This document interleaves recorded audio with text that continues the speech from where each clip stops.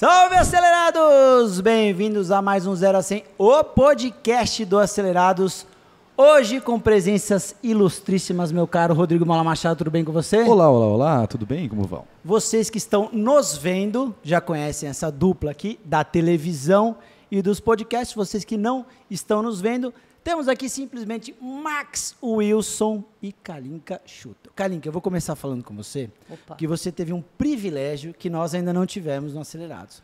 Você andou no golzinho quadrado, turbo, 1992, único dono de Max Wilson, que está regulando esta máquina para o Acelerados. Tá miguelando, claramente miguelando, aparecendo. Vou começar com essa revolta aqui. Tem um protocolo para entrar no golzinho. Explica aí como é que é. Não Como pode é que com funciona? calça jeans que tem botão atrás. Não pode com calça jeans que vai deixar alguma mancha. Tem Tem tudo todo isso. um protocolo de vestimenta para entrar no golzinho. mesmo? É Você tipo não quando tá você vai no salão do entendendo. automóvel, tem Bugatti, Tipo tem o carinha isso. lá na frente e Isso, tudo. Só que o carinha, no caso, sou eu. Entendi.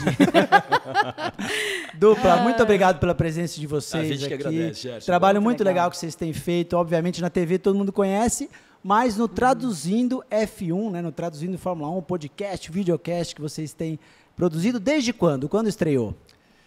Vocês lembram de Ele cabeça? olha, Não, eu lembro, quer ver se ela dia lembra. 18 de março 18 de de 2022. Do ano passado, 18 Vai fazer de um março. aninho. Mas aí vocês têm que responder de volta pro Gerson. Você lembra o dia que o Acelerados entrou no ar? Exato. 28 de agosto de 2014. Olha! Então é assim. O negócio paga minhas contas aqui, bola. Eu preciso saber. A gente começou dia 18 de março do ano passado, foi uma semana, se não me engano, antes da primeira etapa do ano passado.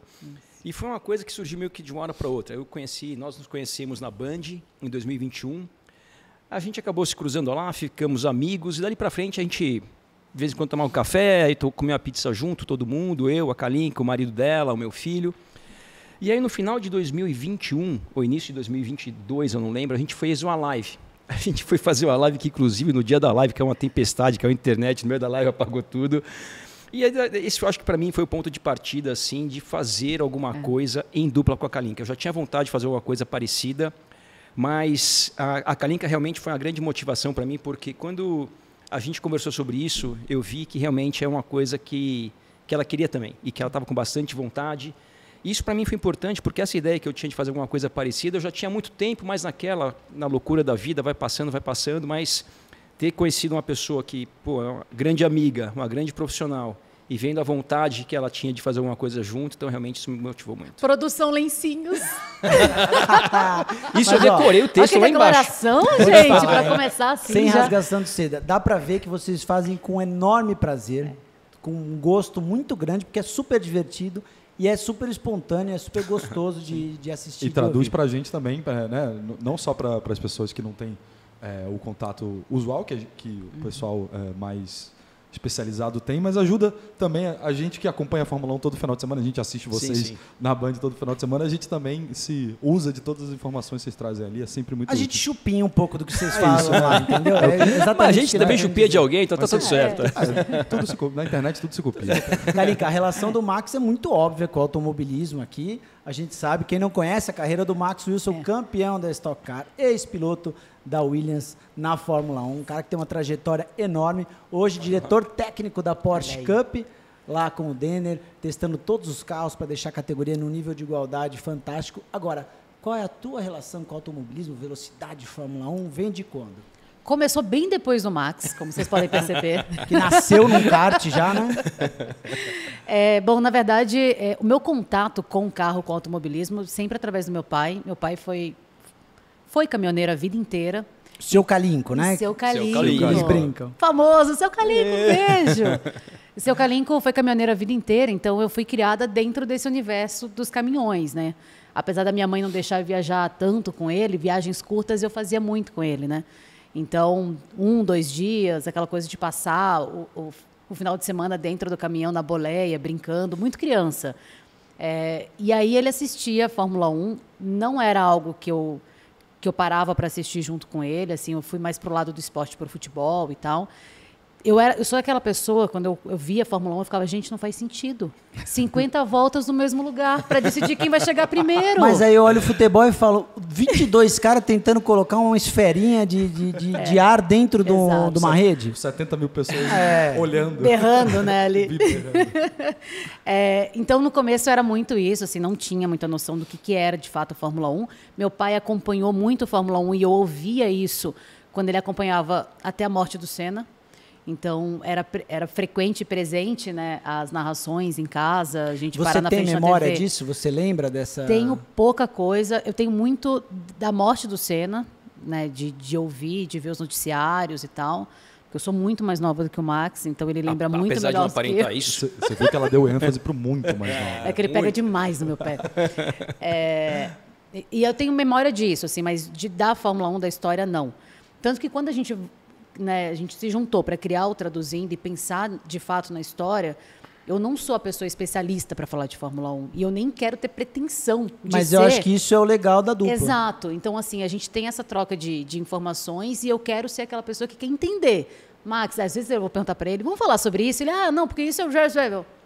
Traduz. Entendi absolutamente nada. Então, eu faço o papel também daquela pessoa. Hoje, eu gosto de Fórmula 1, principalmente depois que eu fui trabalhar na emissora para falar sobre carro, sobre automobilismo, eu comecei a acompanhar um pouco mais.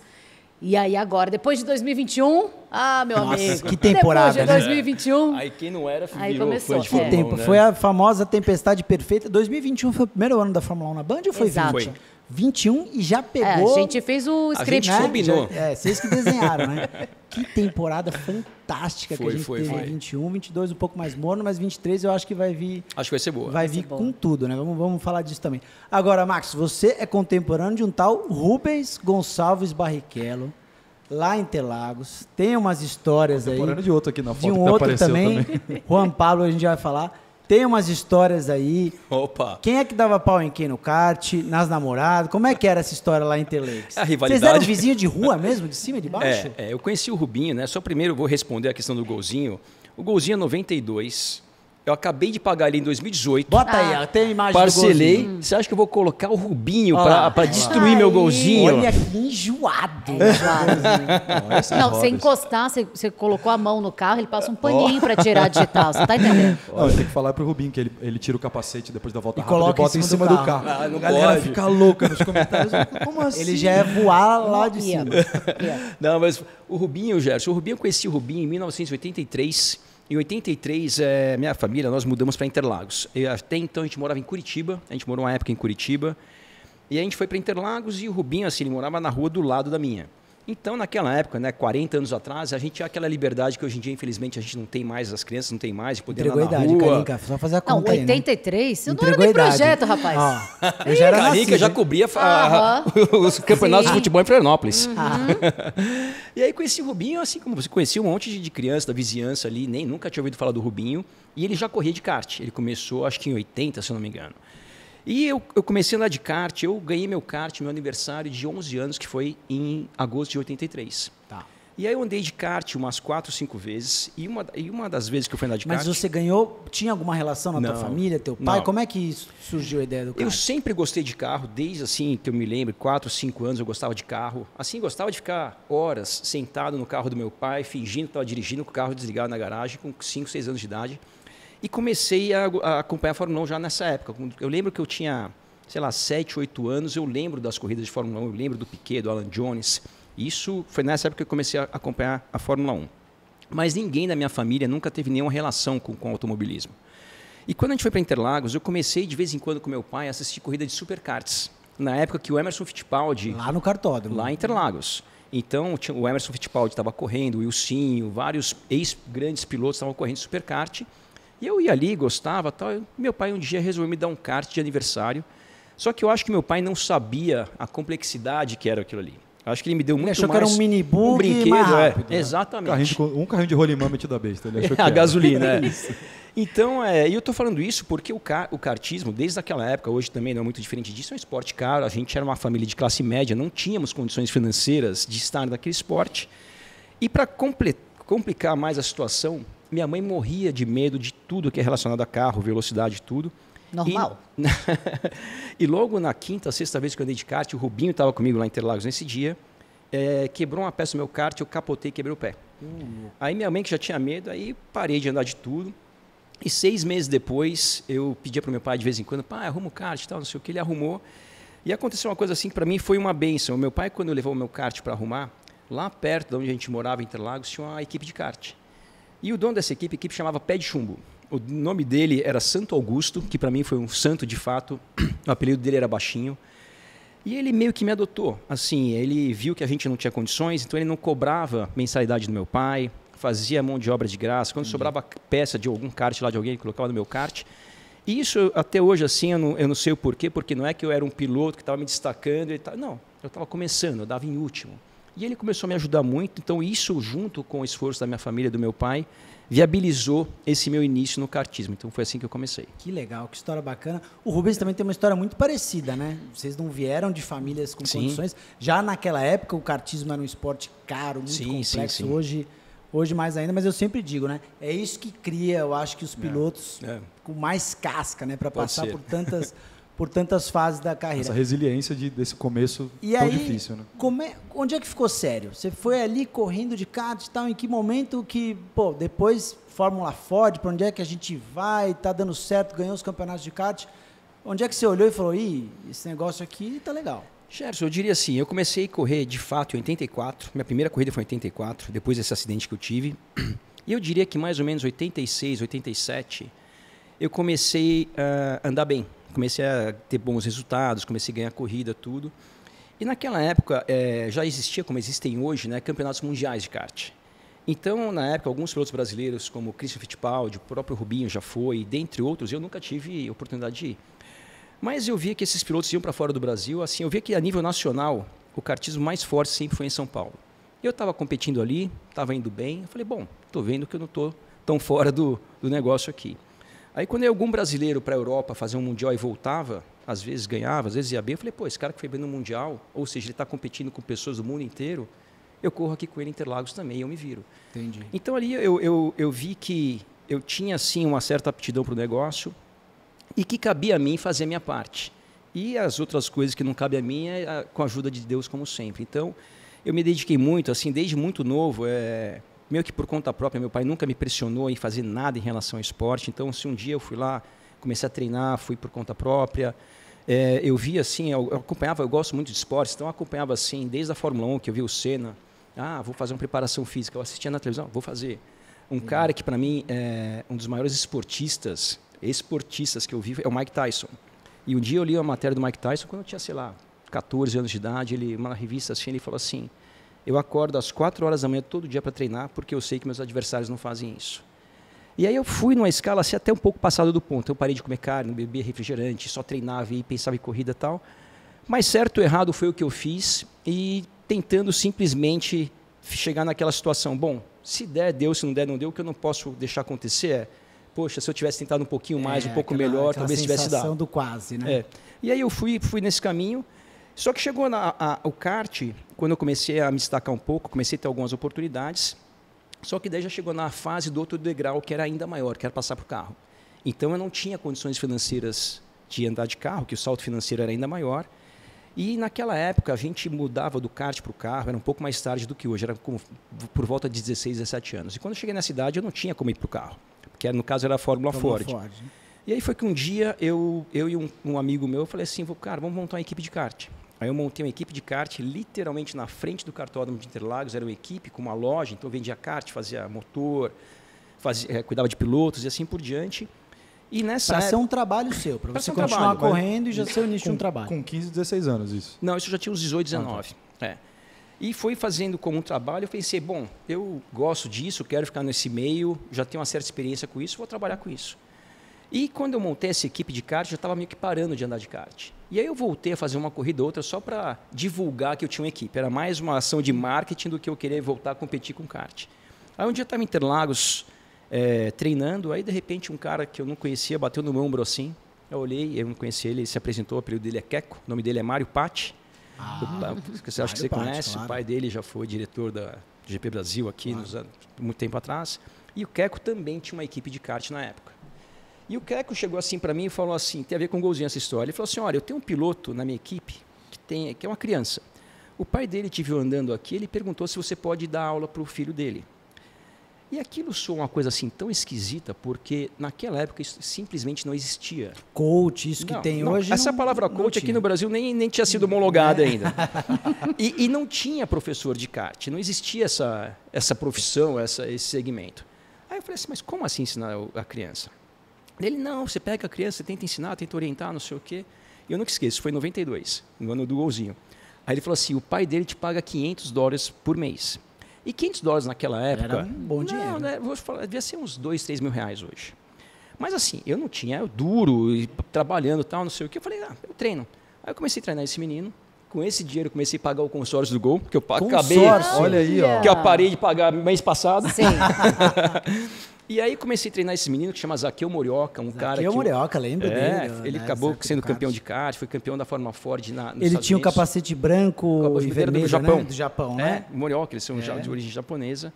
Munhoz lembra também dessa foto na revista Grid, uma matéria de kart na revista Grid, né? E aí o Zaqueu, ele começou a evoluir, a gente treinava junto, fazia treino na pista, batia e tal, não sei o quê.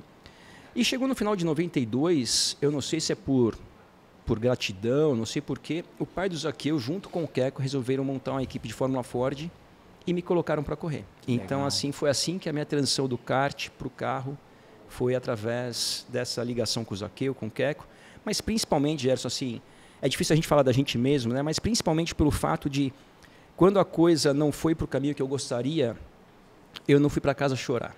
Ou seja, eu via muitos amigos meus indo do kart para o carro, eu no muro ali do cartódromo, olhando os carros passar e falava, puxa, eu não estou ali. E não assim aquela inveja, porque ele... Não, eu só queria estar lá também.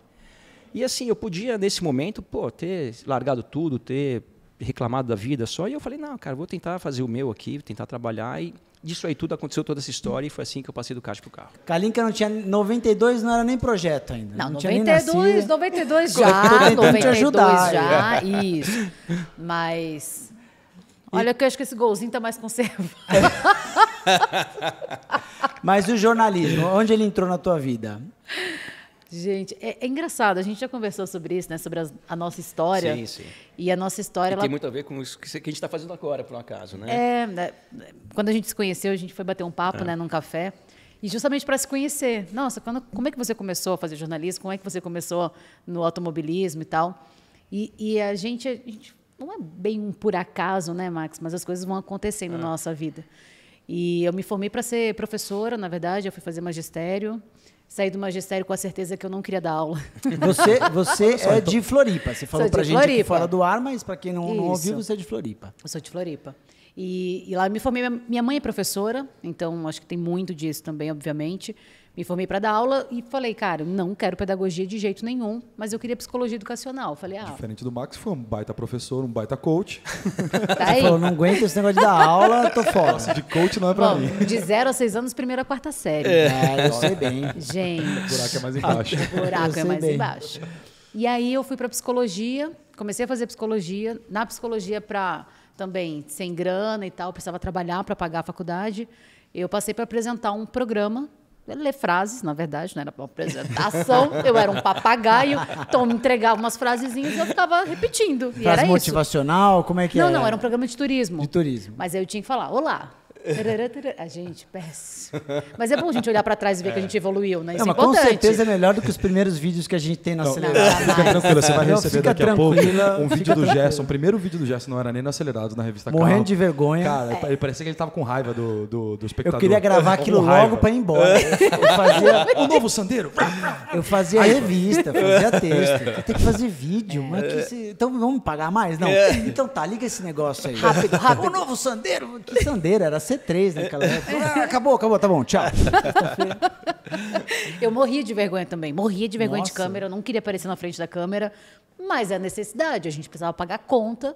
E aí, fazendo o programa maravilhosamente. Minha mãe começou, Kalinka, você tem que fazer jornalismo. O pessoal começou, Kalinka, vai para o jornalismo e tal. Eu tranquei a faculdade de psicologia e falei, daqui a 6 meses eu volto para psicologia. Nunca mais voltei, me formei em jornalismo.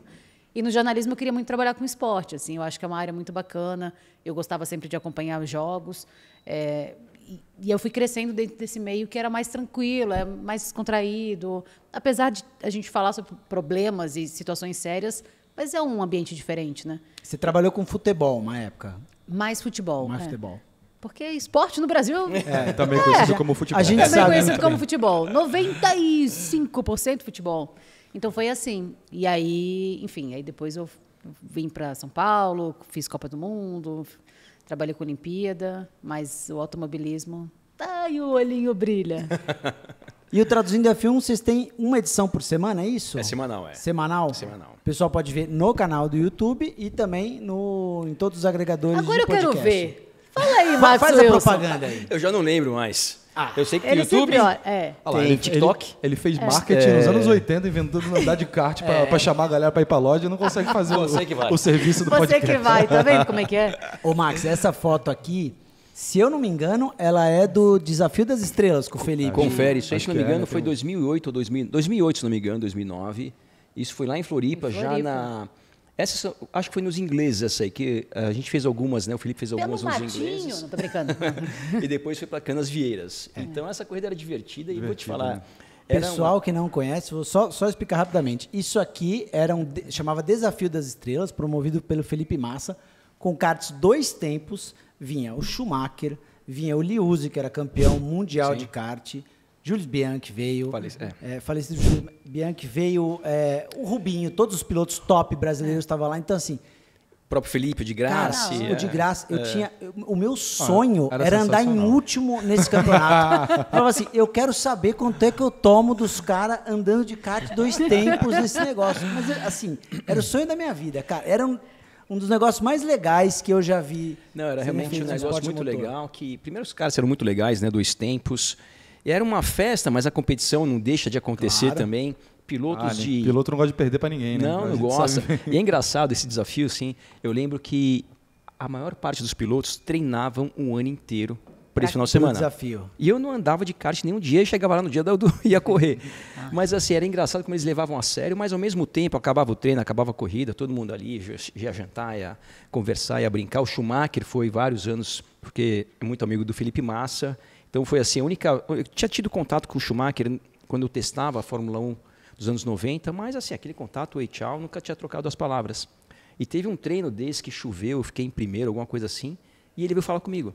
E ele veio falar assim, que você usou de calibragem, não sei o quê, mas assim, super de boa. Virou teu melhor amigo na hora. Aqui ali. por 5 segundos. Para pegar os segredos, acho que é fácil. E então foi assim, onde eu tive um pouco mais de contato com o Schumacher, mas realmente era uma festa muito legal, uma corrida muito legal. E disse que ele não contava a libra dele, né? A calibragem que ele botava Não. no pneu, ele não contava pra ninguém. Não era nem o mecânico que fazia, era ele, né? E uma coisa interessante, eu tô vendo aqui essa foto, né? Você vê que no volante ali tá escrito Beetle, que é a marca dos karts que a gente utilizava lá. E o Schumacher sempre teve uma relação muito próxima com a Tony Kart. Então, um dia eu tô lá, todo mundo recebe os karts ali, e de repente o Schumacher pega um silver tape, uma fita isolante, começa a enrolar ali e tampar o nome da Beetle. Eu olhei para aquilo ali e falei pro Felipe, o que ele está fazendo? Ele falou assim, não, é que ele é da Tony Kart. Então, assim, você vê que o cara realmente era... Estava ligado em Foco, tudo, ele em era todos os detalhes. Assim, ele- até numa brincadeira dela, super profissional, levando a sério, se dedicando e tal. Então, realmente, foi uma experiência legal ter compartilhado ali algumas corridas com ele. Vocês já andaram de kart com o Max, não? Com o Max, eu acho que eu já devo ter cruzado ele em alguma 500 milhas de kart. Eu nunca mas- corri 500 terrível. milhas. Você nunca correu? Então nunca cruzei. Não, porque é terrível. Falando desse negócio de coach, ele é coach pra quem paga pra ele, viu? Porque eu fui coach lá, do ele me mal. levou, não, senta aqui no kart pra gente dar uma voltinha, Pilota. nananã. Leva jeito, leva jeito. Não, leva jeito. Agora, na frente das câmeras, você fala isso, né? Você é muito cara de pau. Sério, você é muito cara de pau. Vamos resolver na volta rápida. Vamos ver quanto ela vira com o golzinho na volta Gente. rápida. Olha aí, ó. Dia de aula. Só tem uma chance. Eu fui pro kart e ele assim, só seguir o meu trajeto, né? Só seguir a linha e tal. Você nunca tinha andado? Primeira vez? O carro, no kart normal, aquele kart que você aluga, carrinho de bate-bate, perfeito. Já tinha andado Nunca várias vezes. rodei. Você vai, sempre fiquei no pódio. Mas aí você foi andar do quê? De 2 tempos? Ela foi andar de F4. F4, que já não, é 2 mais... tempos, Tá, é. tá. É um... Mais perto do indoor é bem mais Claro, forte. eu já Isso, sei que tem Ele- muito mais aderência. Eles acham que nós, meros mortais, é só sentar no negócio ali e Não, vira e pra ok. Não, aí, uma vez eu andei de kart com o Gerson, aí ele falou, não, só me seguir, né? Ele passa e bate no capacete, Isso. me segue. Isso foi velho. Não, o pior não é assim isso. que funciona. O pior é que ele falou, me segue saindo dos boxes. Eu, vou seguir. Só que o pneu tem que esquentar. Ah, que beleza. É na primeira curva. Foi Sabe embora. Mario Kart? Foi isso. Na segunda curva. Ele olhava pra trás e ele ria. Aí quando a gente parou, que o pneu começou a aquecer e tal, ele assim, você não sabia que tinha que aquecer o pneu? Eu falei, coach. Porque você não avisou? Mas a Kalin que é Faltou atirada. traduzindo kart. É. O Não. Fórmula 1 Mas ela sai já com veneno tem a no zóio. velocidade. Aí sim. Não, já é, sai é. acreditando na primeira volta. Aí vai, roda na primeira curva, na segunda. E era engraçado que ela tava com o capacete assim, com a viseira transparente. Aí o cara saindo de frente, o olhão assim aberto. Querendo Mas segurar. depois que esquentou, andou não, foi bem. melhor. O Gustavo, o marido dela, andou bem também. Mas assim, é muito divertido assim, a gente levar, que nem a Kalinka, e eu levo alguns amigos para andar de kart de vez em quando, porque é uma sensação diferente, né? Uma experiência diferente. E muitas pessoas, quando vêm de fora, falam assim... Ninguém nunca mais fala mal de piloto, né? Tem isso Depois que também, anda do Não tem. kart, né? Não tem como. E a dorzinha no corpo? E a lateralzinha Aqui, aqui, né? Na e aqui. costela, né? Mas a gente fez um evento muito legal no fim do ano passado com o pessoal do Traduzindo, com a galera que fica com a gente, fica a dica para fazer aqui com o povo. Opa! Nota aí, galera. Aí a gente foi pro cartódromo de Interlagos e tal, mas andar no carrinho de bate-bate, Aí no foi no normal e tal. Aí eu falei, Max, você não vai contar, obviamente, você brinca com a gente, mas não tá valendo. Cara, ele dava voltas na gente. Nem mas pra voltas. largar em último Aí eu com falei 20 assim, quilos a mais de lastro? Mas o seu carro é igual ao nosso? Não, é exatamente igual. Não é possível. Não, então, não é possível. E a É exatamente facilidade, essa a né? questão. Não é possível. Fisicamente não é possível ver eles passam como se fosse 24 horas de Le Mans, que tem os carros lá, os super rápidos, o outro parece que o cara tá de Fusca. É isso. Você nunca fez 500 milhas de kart? Cara, eu nunca fiz. Que loucura. Assim, na verdade, assim, durante muitos anos, o Rubinho me chamou para andar na equipe. Assim que começou as 500 milhas, foi nos anos 90, se não me engano. 97, 97. Ele todo ano me chamava, vem. Aí um dia eu fui, com todo respeito, eu conheci, aqueles motores. Os Eu falei, quatro "Meu". tempinhos. Ficar 12 horas correndo nesse aí. Aí né? eu andei uma vez para ver, e a pista é quase a pista inteira de pé embaixo. Sim. E como é um kart só para todo mundo, eu com esse tamanho todo, eu ficava esticado, meu tornozelo assim, eu falei, Rubinho, deixa esse negócio, eu nunca fui. Nem 12 assistir eu ia. horas andando. Não fui esse dia. Mas eu agora- tava na Grande essa semana e eu falei, esse ano passado não teve 500 milhas e tal. Esse evento tem que ser resgatado. Esse evento do Desafio das... ele é muito televisível. Porque 500 milhas Passava de kart... na época, eu acho que no passava Sport no TV, Sport TV. né? Passava. A 500 milhas de kart, ela é legal a largada e a chegada. Sim, Só. sim. Quem não conhece, quem não tá... Quer dizer, até quem conhece acha chato. Sim, sim. Quem não está envolvido diretamente nas equipes durante a corrida, deu meia hora ali, você não sabe quem é primeiro, quem é último. Voltando. Esse aqui é muito didático. Largou, tá ali... 20 minutinhos Eu acaba. falei, tinha que ter, fazer 5 baterias num dia. Entendeu? Fazer a primeira, depois inverte grid, tudo isso em vez de uma 500 Sim, milhas. sim, é um sim. evento bem É, mais a gente legal. falou- tá Bola, falando de Le Mans providencia esse agora. evento aí pra gente. Vou fazer. Race of Champions Brasil. Traz lá, A gente vai fazer. traz lá todo mundo da Fórmula 1 que a gente vai, Pode a deixar. gente vai fazer acontecer. Chá com o pai. E aqui a gente tá vendo adesivo da Porsche GT3 Cup Challenge também, né? Estamos dando um pulo na tua carreira. Para o que você está fazendo hoje, você é diretor técnico da Porsche Cup, você cuida da equalização dos carros com o Denner. Conta um pouquinho da história hoje, Max. Cara, a história da Porsche começou, por incrível que pareça, na mesma época que eu estava contando na minha equipe de kart. Em 93, se eu não me engano, apareceu um piloto na minha equipe. É um cara que é um economista, um dos maiores economistas do Brasil, ele inclusive está no plano de transição agora, que é o André Lara Rezende. O André, para quem não conhece, claro. ele foi a pessoa que fez o plano real para o Fernando Henrique Cardoso no governo, e o André era um piloto que andava na minha equipe. E aí um dia o André falou assim, cara, tem um amigo meu que... É a mesma pessoa, porque não era estranho esse É a mesma nome pessoa. para mim no automobilismo e na economia. É o mesmo É cara. o mesmo cara. Nunca Inclusive, fez a relação. Agora eu tô tendo... O André é apaixonado. O André, esse final de semana teve um programa dele no Canal Livre, lá da Band, com o Schneider, com todo mundo. Enfim, aí o André era piloto da minha equipe e um dia ele falou assim, cara, tem um Porsche que eu tinha um carro de rua, que eu estou colocando na pista para fazer uma corrida com ele e tal, vamos lá ver? Eu falei, vamos. Aí eu cheguei lá, quem fazia esse Porsche era o Denner. Isso foi em 93, 94 mais ou Denner menos. Pires, que é o idealizador, Da Porsche criador Cup. e hoje promotor da Porsche Cup no Brasil. Uma referência no mundo, né? Entre todas as Porsche Sim. Cup, realmente. Pois No é. Brasil A maior, é impressionante. Né? E aí foi nessa época que eu conheci o Denner, acabei ficando amigo do Denner, através do André. E aí, quando eu não morava no Brasil, depois disso eu fui morar fora do Brasil, fiquei muitos anos fora, mas sempre mantive contato com o Denner. E a gente fez nesse período, nos anos 90, algumas corridas como 1.000 milhas, 500 km de Interlagos. Então fazia eu, André, eu, Raul Boese, eu, um monte de piloto lá, sempre com o Denner. Só que a Porsche Cup não existia até então. E quando foi em 2005, foi quando o Denner teve a ideia e acabou trazendo a Porsche Cup para o Brasil. Ele trouxe um carro de Porsche Cup. A gente fez as 1.000 milhas de 2005, eu, o André e acho que foi o Raul Boese, se eu não me engano. E aí ele idealizou a Porsche Cup, só que o Denner era um cara espetacular, super inteligente, mas não era um cara de corrida. Ele mexia com carros de rua, era da Stuttgart, e pontualmente fazia algumas coisas em Interlagos, algumas corridas. E aí, nesse início, a gente conversava muito. Eu morava na Austrália nessa época, ele ligava, e o Denner acho que não dorme, então era tipo 2 horas da tarde, que era 2 horas da manhã, ele ficava acordado aqui, como se tivesse acontecido nada. E a gente trocava muitas ideias, ele fazia algumas perguntas, eu falava, dava minha opinião e tal. E eu acabei voltando para o Brasil em 2008. E quando eu voltei para o Brasil mais ou menos em abril, maio de 2008. Quando eu cheguei aqui no Brasil, um dia eu fui almoçar com o Denner, como eu fazia de tanto em quanto, eu ia almoçar com os amigos e tal. Aí papo vai, papo vem, e em 2008 foi quando a Porsche Cup aqui do Brasil começou a utilizar a segunda geração aqui no Brasil. Começou em 2005, era o 996. Depois 997. Passou 997. Quando chegou o 997, ele chegou com um sistema de telemetria, que o 996 não tinha. O 996, o painel dele era igual ao carro de rua. Então, isso era aquilo aqui, na Porsche Cup era minha novidade. Eu já tinha bastante experiência com isso, então a gente foi conversando bastante. Tinha sempre esse ponto da gente ser muito amigo e aquela preocupação, poxa, um amigo, vamos trabalhar junto, isso pode atrapalhar, não sei o que tal. A gente conversou e chegamos à conclusão de tentar. E aí eu comecei a trabalhar na Porsche Cup em 2008 e tô até hoje lá, quando a Porsche Cup já são 15 anos mais ou menos, né? Por aí. O Denner tem que vir aqui também, a história dele é muito legal. É meu conterrâneo, ele é guarulhense também. Ele é guarulhense, Da Vila Galvão, eu sou da Vila Augusta. Vila Galvão, inclusive, onde eu bati meu golfe lá no Anel Viário. Qualquer dia eu conto essa história aqui, mas vamos... Ô, Max, deixa eu aproveitar. Vamos pular. A gente sabe que não são todos os pilotos de corrida que são muito ligados com carros de rua, né? Não é uma ligação direta. Tem muitas pessoas que acham que é. Você, pelo jeito, é um cara que gosta de carro de rua, tem o seu golzinho, tá ligado com as gerações de Porsche, que nem a gente sabe de cabeça, né? 996, depois vira 997, Enfim, como é que é a sua relação com carro de rua? Qual foi a sua história? Boa pergunta, Bola. Conta tudo que você já teve de legal na época que você morou na Europa, tive muita coisa, na Austrália. O Gol e o Gol. Não, eu sempre gostei de carro em geral. Né?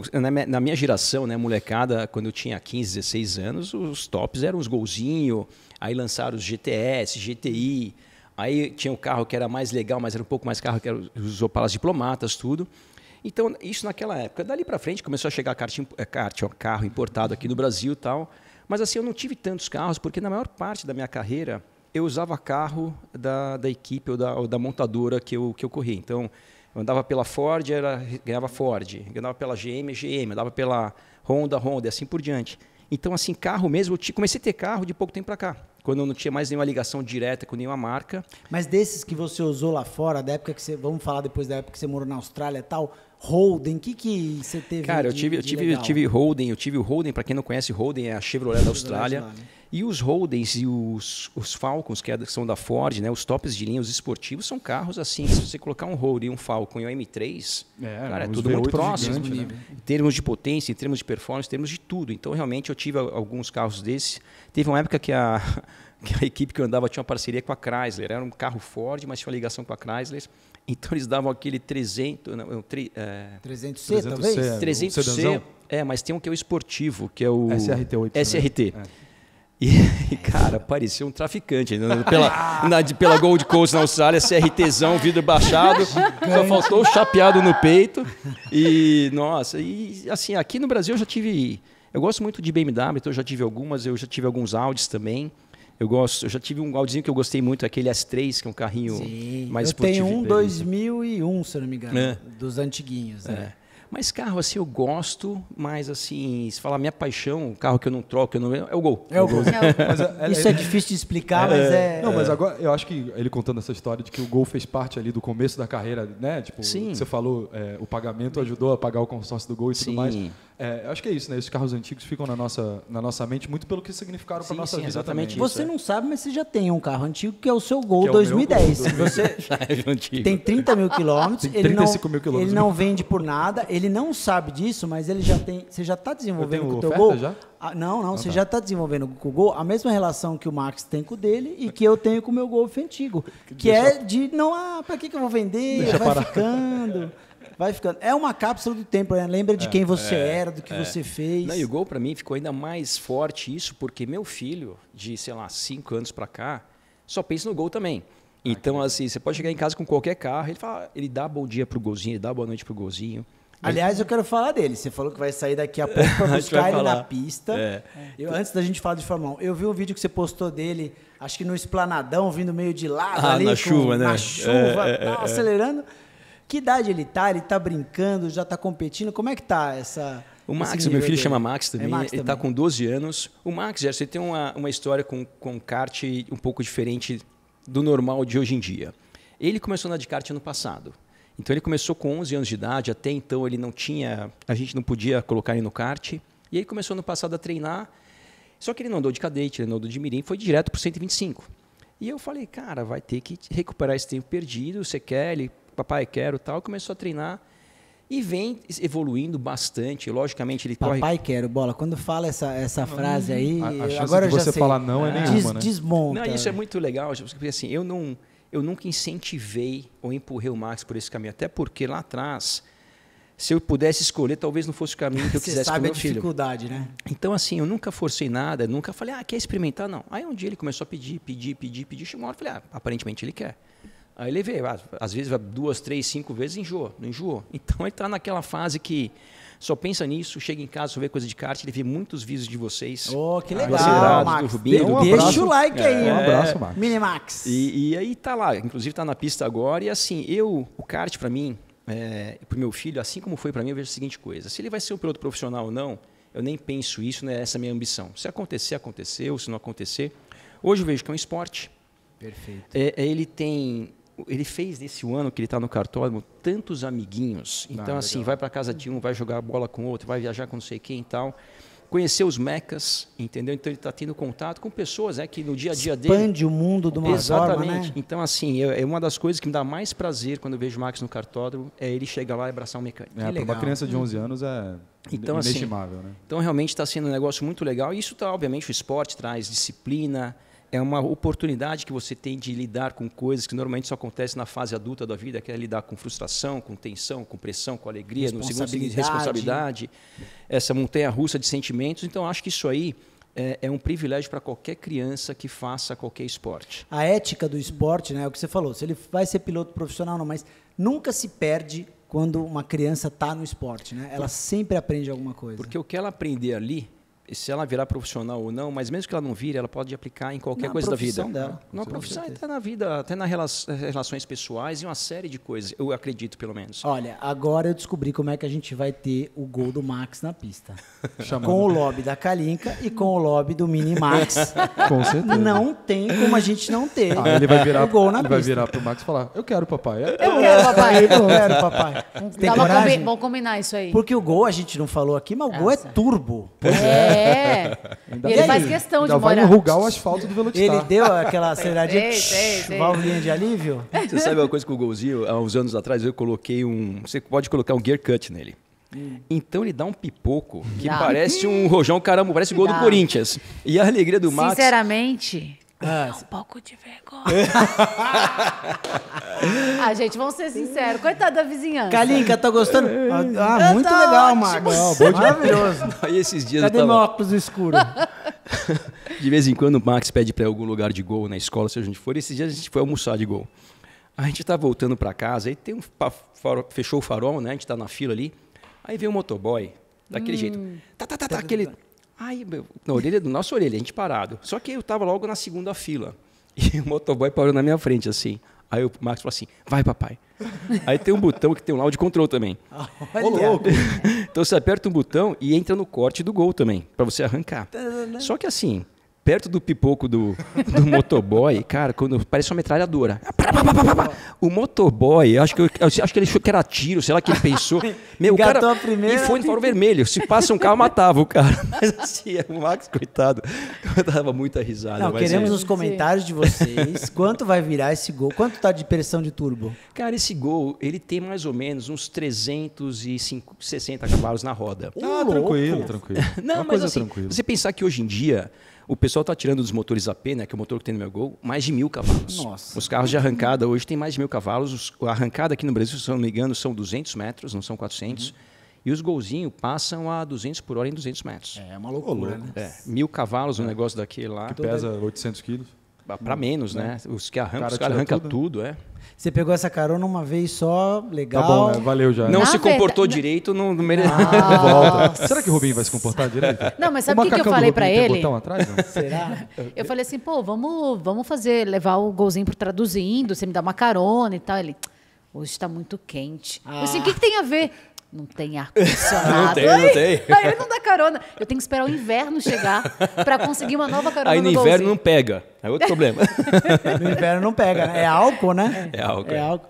Agora, Max, Fórmula 1. Falando em amizade na pista, você falou Olha do seu aí. filho, a gente tem uma foto aqui, você com... Não, você perguntou, a gente falou dessa foto, né? Você perguntou se era colorida e tal. Mais raro do que uma foto dessa colorida é o Montoya magro. O Montoya magro, Montoya, verdade, cara. Ficou bonitinho no macacão. Sabe? Só a capa da gaita, o Montoya. Isso aí na Williams em 97. 97. 97. Esse dia, né? Acho que foi. Conta um pouquinho da tua trajetória. Você fez a Fórmula Ford, Fórmula Chevrolet aqui também. Você foi, acho que, vice-campeão da Isso, Ford. das duas, duas, né? É. Foi correr na Europa, foi correr do quê lá? Na verdade, depois da Chevrolet, eu fiz Ford, Chevrolet e Fórmula 3. Fórmula 3. A Fórmula 3 era Ainda sul-americana. Sul-americana, tá. E teve uma etapa da Fórmula 3 que foi na Argentina, e essa etapa quase que eu não faço. Porque eu fiz a primeira etapa de Fórmula 3 na equipe do Amir Nasser, que é tio do Felipe Nasser, que tinha na época o patrocínio da Caixa Econômica. E eu não tinha dinheiro para correr, ele me colocou, Max, eu tenho aqui, eu já tinha um patrocínio da Caixa, eu acho que a Caixa vai continuar. Então vem para minha equipe, se você for bem na primeira corrida, a chance da Caixa renovar é maior. E eu fui fazer essa corrida com o Amir, com o carro Com pintado a faca do Rambo nos dentes. Com as aqui. duas. Ou vai, Não, né? e eu nunca tinha corrido de Fórmula 3, foi a primeira corrida de Fórmula 3 na vida. Pouca pressão. E aí, bom, fui para a corrida, acabei que dei sorte que cheguei em segundo e falei, pô, o resultado é bom, tal, não sei o que, Amir todo feliz. Aí eu lembro que na quarta-feira depois da corrida, eu não tinha celular, 95 isso aí. Aí o Amir ligou na minha casa, meu pai atendeu, Amir, eu já fui correndo pro telefone achando a Caixa renovou, tal. E aconteceu o seguinte, o Amir me ligou e falou assim, Max, a Caixa saiu uma determinação do governo que ela vai patrocinar só vôlei, então acabou. Aí eu falei, bom, pena, acabou, agradeci o Amir e tal, não sei o quê. E naquele momento, minha carreira tinha acabado. Não é que tinha acabado, acabou tudo. E da primeira para a segunda etapa, teve mais ou menos um mês de intervalo. E a segunda etapa foi na Argentina, junto com a Fórmula 1. Então, a Fórmula 3 foi preliminar da Fórmula 1. Aí, na semana da corrida, me liga o Dárcio, tio do Rubinho, que tinha montado... Dárcio dos Santos, Darcião. Tinha montado a equipe de Fórmula 3 naquele ano. E o Dárcio, a história dele foi o seguinte, ele montou a equipe naquele ano. Era Prop Car Já era Prop Car.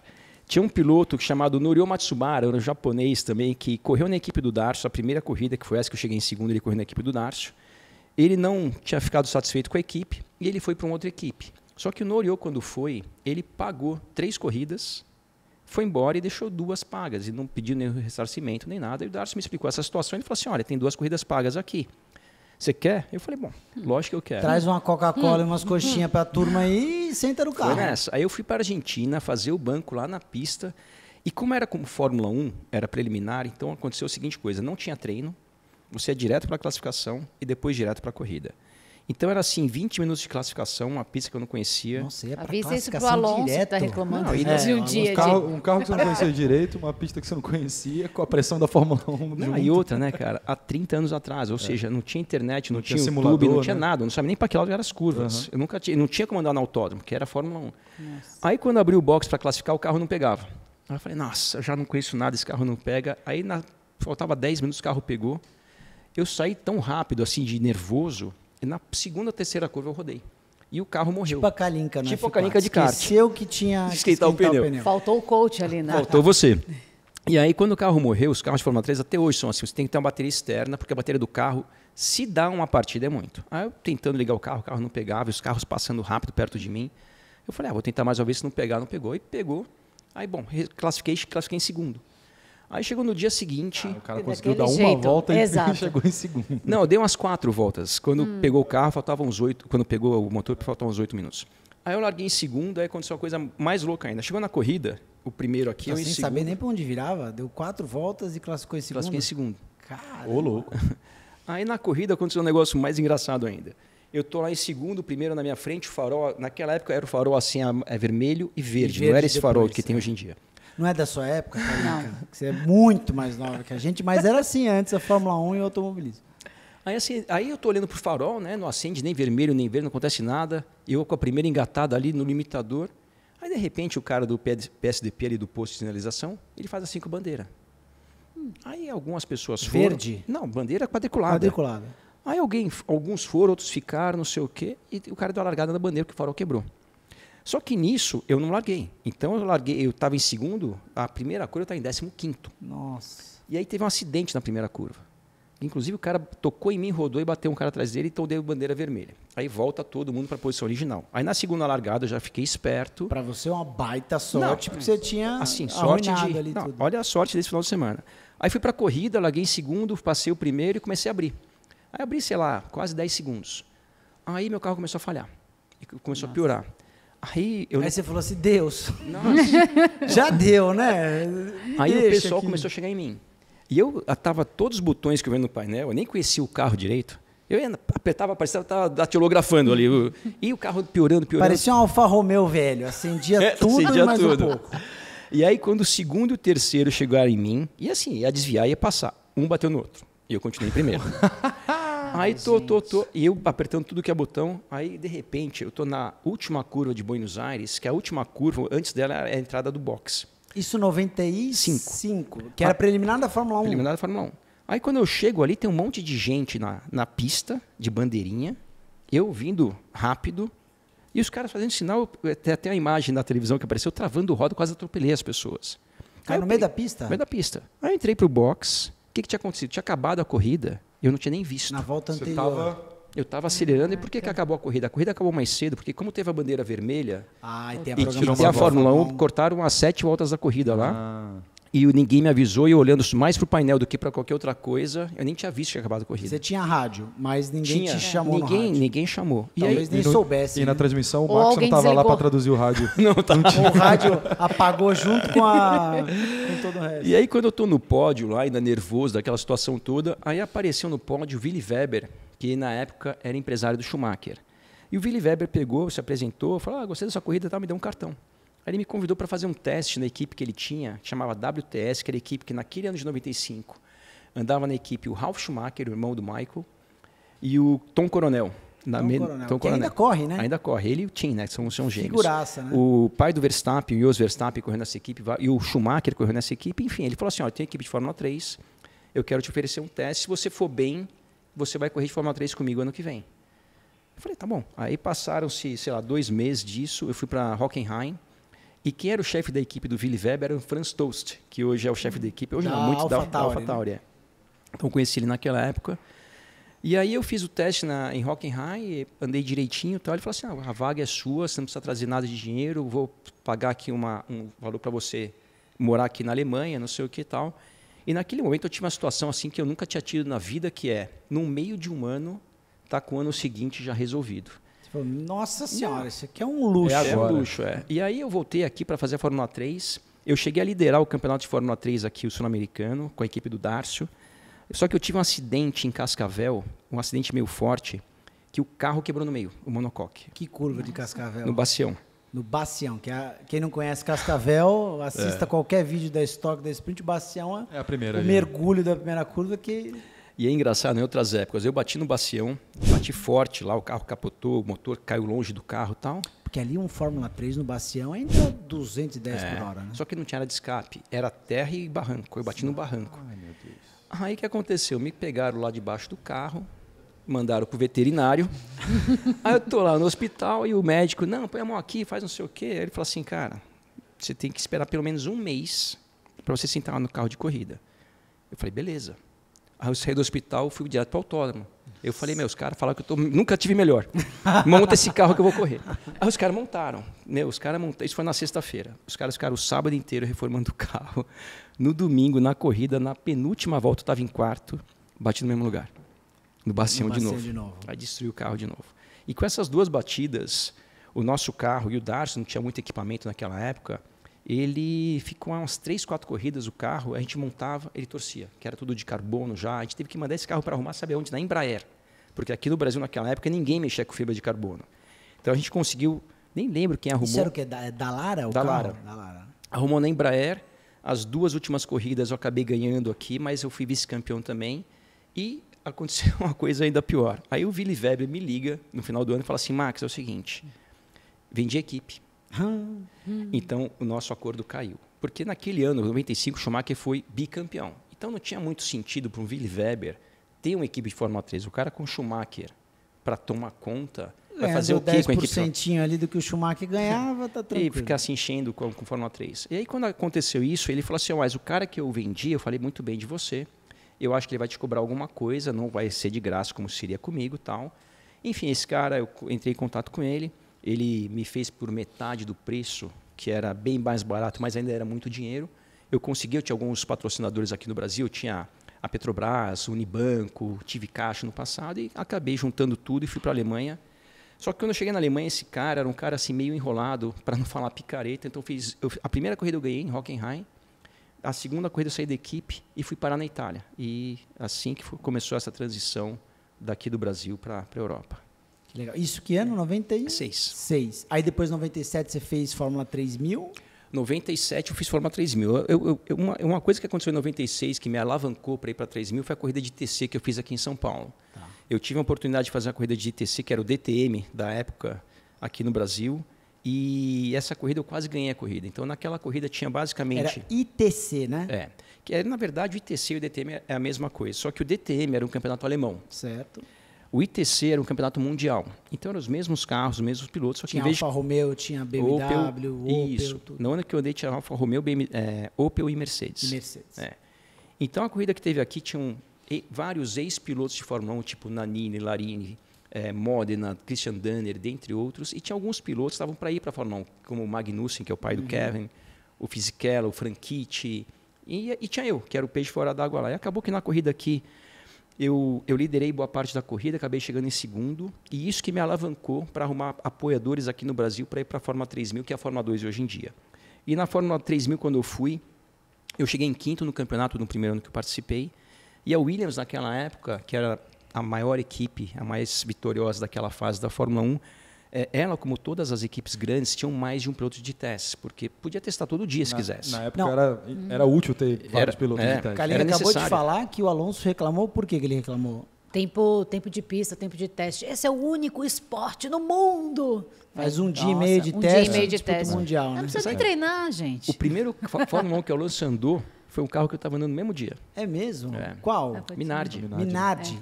A gente vai chegar lá. Né? Nessa história da Minardi. E aí a Williams foi o seguinte, eles separaram, eles selecionaram em cima de algum critério. Mas só fazendo nessa época, o teste era quem tinha mais dinheiro andava mais, né? A gente andava. A Ferrari tinha equipe de teste lá em Fiorano, o Schumacher tinha quarto, né? O Rubinho também. Andava toda semana, era uma loucura. A Williams testava mais ou menos 120 dias por ano. Louco. Então, assim, tinha uma equipe de corrida e uma equipe de teste, porque às vezes estava tendo corrida em Silverstone, você estava em Barcelona testando no mesmo dia. Então, testava bastante. Então, um piloto de teste só às vezes não era suficiente. Então, a Williams selecionou 4 pilotos da Europa, que foram 3 da Fórmula 3000 e um da Fórmula 3, que era o Minassian, que está nessa imagem aí também. Aí, desses 4, eles iriam escolher 2, e acabou sendo eu e o Montoya. Peraí, deixa eu achar essa imagem, porque não está aqui no PPT, está no Isso tá no em Google. 97. Tem um comentário maravilhoso que você vai gostar, peraí. E você fez piloto de teste da Williams em 97, 98 e 99. Testou esses 3 anos pela equipe? Não, eu entrei em 97, é a primeira vez que eu andei no Fórmula 1, que é essa foto aí com essa turma aí, ó. Qual o comentário? Só queria falar, o comentário é: o que o Adam Sandler está fazendo ali? Cadê? Quem que é? Eu acho que é o nosso Minassian. É o Minassian? Esse é o Ayari. Tá. É que tava aqui na ordem. É verdade, Ayari, desculpa. Mas eu acho que esse aqui tá de fato igual. Ainda mais sem resolução nessa foto. Então, o Ayari e o Minassian eram 2 pilotos excelentes. O Minassian, em 97, aconteceu uma coisa engraçada com o Minassian. Ele andava na Fórmula 3 inglesa, que era uma Fórmula 3 a mais forte que tinha naquela época. E ele andava numa equipe com motor Renault. E era ele e o Henrique Bernoldi como companheiro de equipe. Sim. E ele ganhou quase todas as corridas, só que teve uma corrida que ele bateu com outro piloto lá e ele deu uns tapas no cara, deu uns murros e foi suspenso. Então ele não foi campeão porque ele ficou umas 4, 5 corridas fora, mas era um piloto muito bom, andava de Renault na Fórmula 3, a Williams usava motor Renault na época. Então fomos nós 4, e dos 4 acabaram selecionando... Na verdade, fizeram a seguinte coisa, colocaram eu e o Ayari juntos, o Montoya e o Minassian juntos. Então, quem saísse ia se tornar piloto de teste. Então, eu e a Ayari, no primeiro dia, a gente andou de manhã, e o Montoya e o Minassian à tarde, e no dia seguinte a mesma coisa, mas fora esse teste de pista, tiveram um teste físico, psicológico, um monte de coisa, mas foi assim que aconteceu. Você passou no psicológico? Não, esse eu não fui muito bem. Não, ele estava indo até o último ponto, perguntar qual carro você possui. Aí ele descreveu as características do automóvel e na época... Foi aí. Reprovado. Mas você andou muito de Fórmula 1 esses 3 anos? Andei. Pegou uma quilometragem grande. Quilometragem Andei. não faltou. Andei Quando você bastante. andou com o carro com as 6 rodas? Os carros de 6 rodas era uma Williams de 6 rodas, Essa que, era, história eu não conheço. que eram 4 6 rodas rodas. atrás. Tem. Que legal. Esse carro é de 81, 82. Ah, tá. O carro, carro antigo. Não, tá. antigo, é. Achei que era um E aí protótipo dessa época. Não, a gente que foi para teve. Goodwood fazer o festival lá. Então a gente foi com esse carro, esse vermelho da Winfield, e também com esses 6 rodas. Só que eram 4 rodas atrás. Esse carro nunca correu. Esse carro, quando foi feito, ele ficou tão mais rápido. Teve o da Tyrrell que correu, 4 que na eram frente. 4 na frente, É. né? Isso. Pequenininhas. Esses eram 4 atrás. E o Patrick Head, que era o sócio do Frank Williams, que tinha desenhado esse carro, eu lembro que o pessoal da Williams falava assim, olha, esse carro é que nem eu com o golzinho, é a paixão do Patrick, não vai bater esse negócio. Eu falei, nossa, e aí chegamos em Goodwood, Inglaterra, como sempre, chovendo, o carro de pneu slick, um pneu slick dos anos 80. E não 4 pneus de lick. 6 pneus de lick. E aquela pistinha de Goodwood é uma beleza pro nossa, cara segura. se perder, né? Nossa senhora.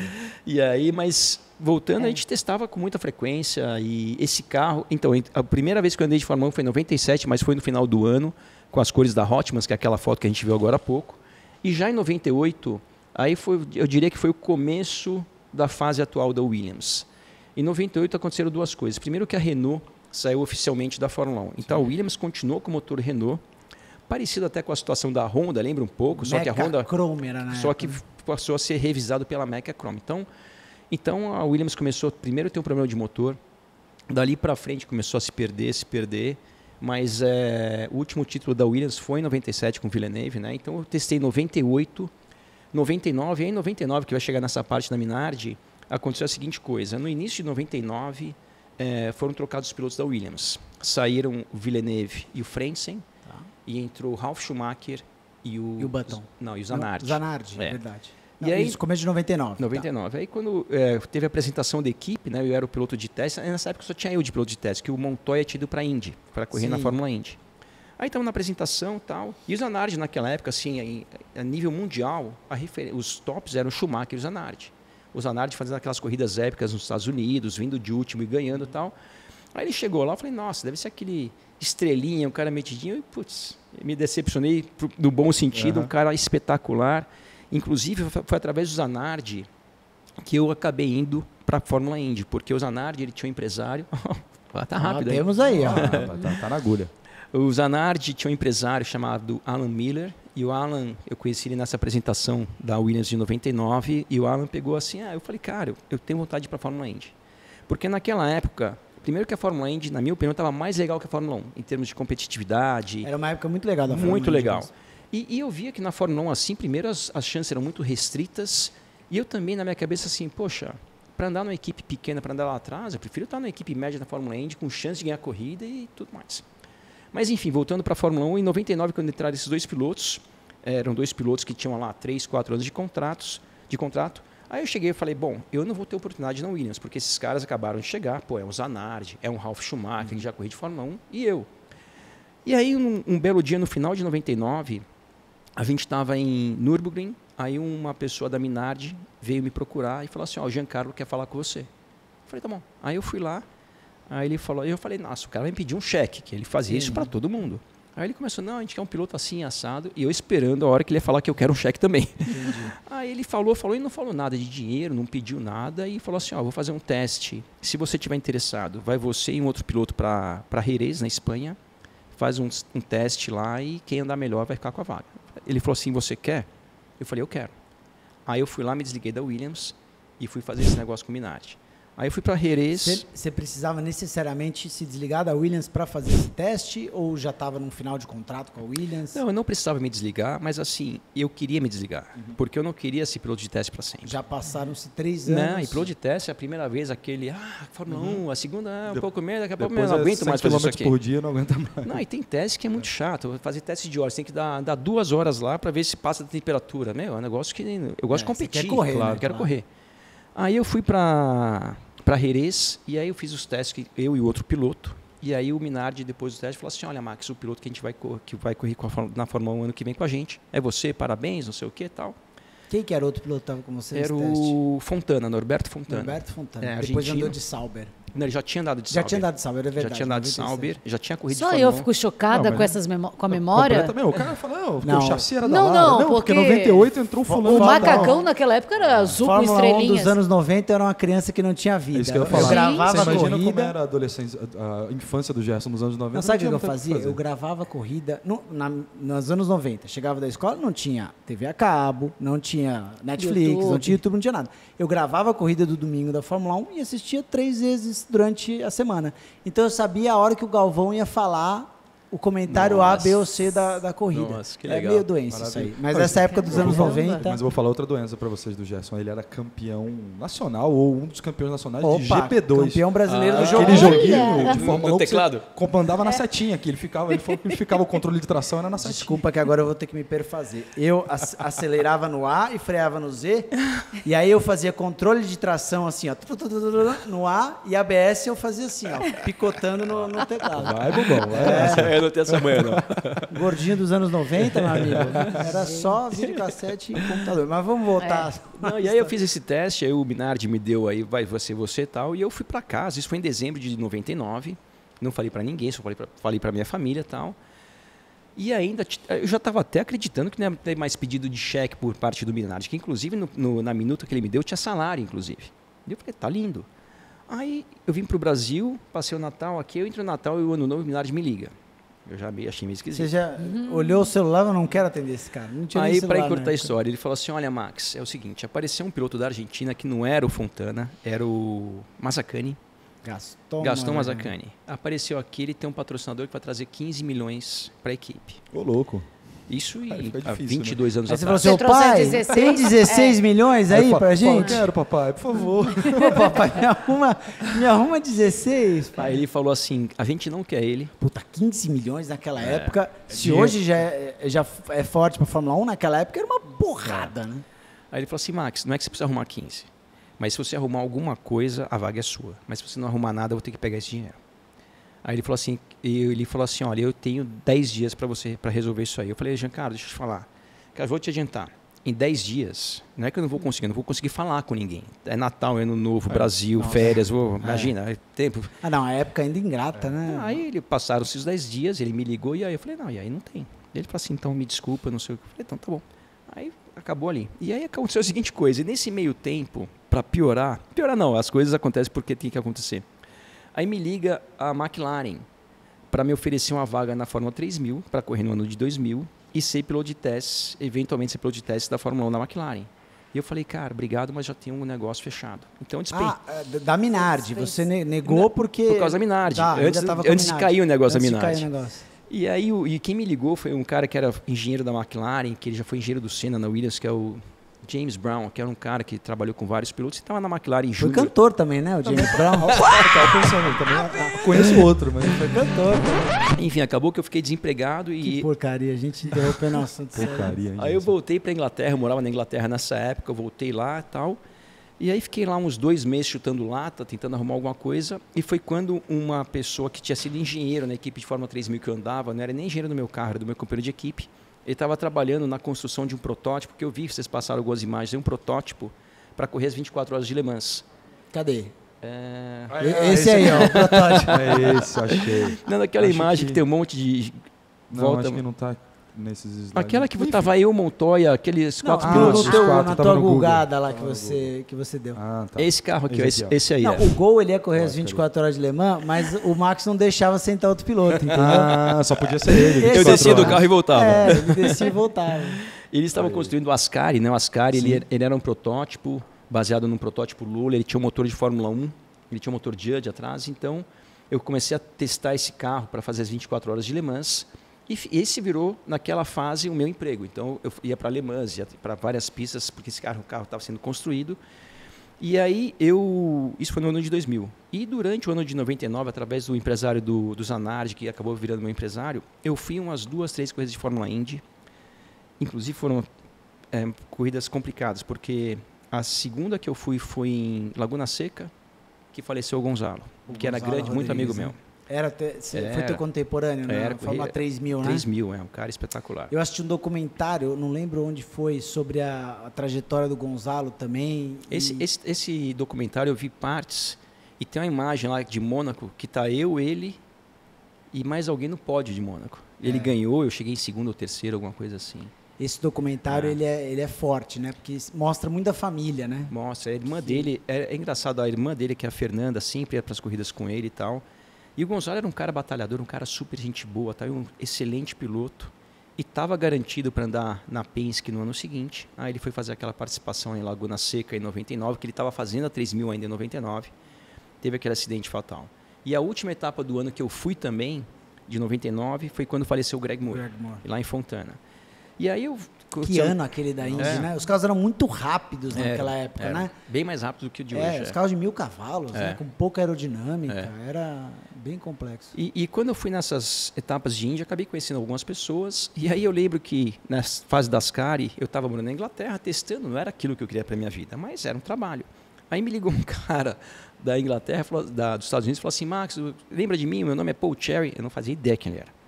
Ele falou assim: é o seguinte, a gente está montando uma equipe de Fórmula Indy aqui, não sei o que, você quer vir aqui testar esse ano com a gente no segundo semestre e correr ano que vem? Eu falei: quero. Deu uma semana, eu tinha fechado tudo na Inglaterra lá e mudei para Chicago. Fui para os Estados Unidos, que eles estavam baseados em Chicago. Aí eu testei o segundo semestre de 2000 na equipe deles e aí aconteceu a mesma coisa que aconteceu na Minardi de 2000. Não é possível. Não. Você tá parecendo Joseph Klimber, lembra do Joseph Klimber? E aí? E aí não, pelo amor de Deus. E aí vai chegar nessa foto. Aí chegou essa equipe chamava Sigma.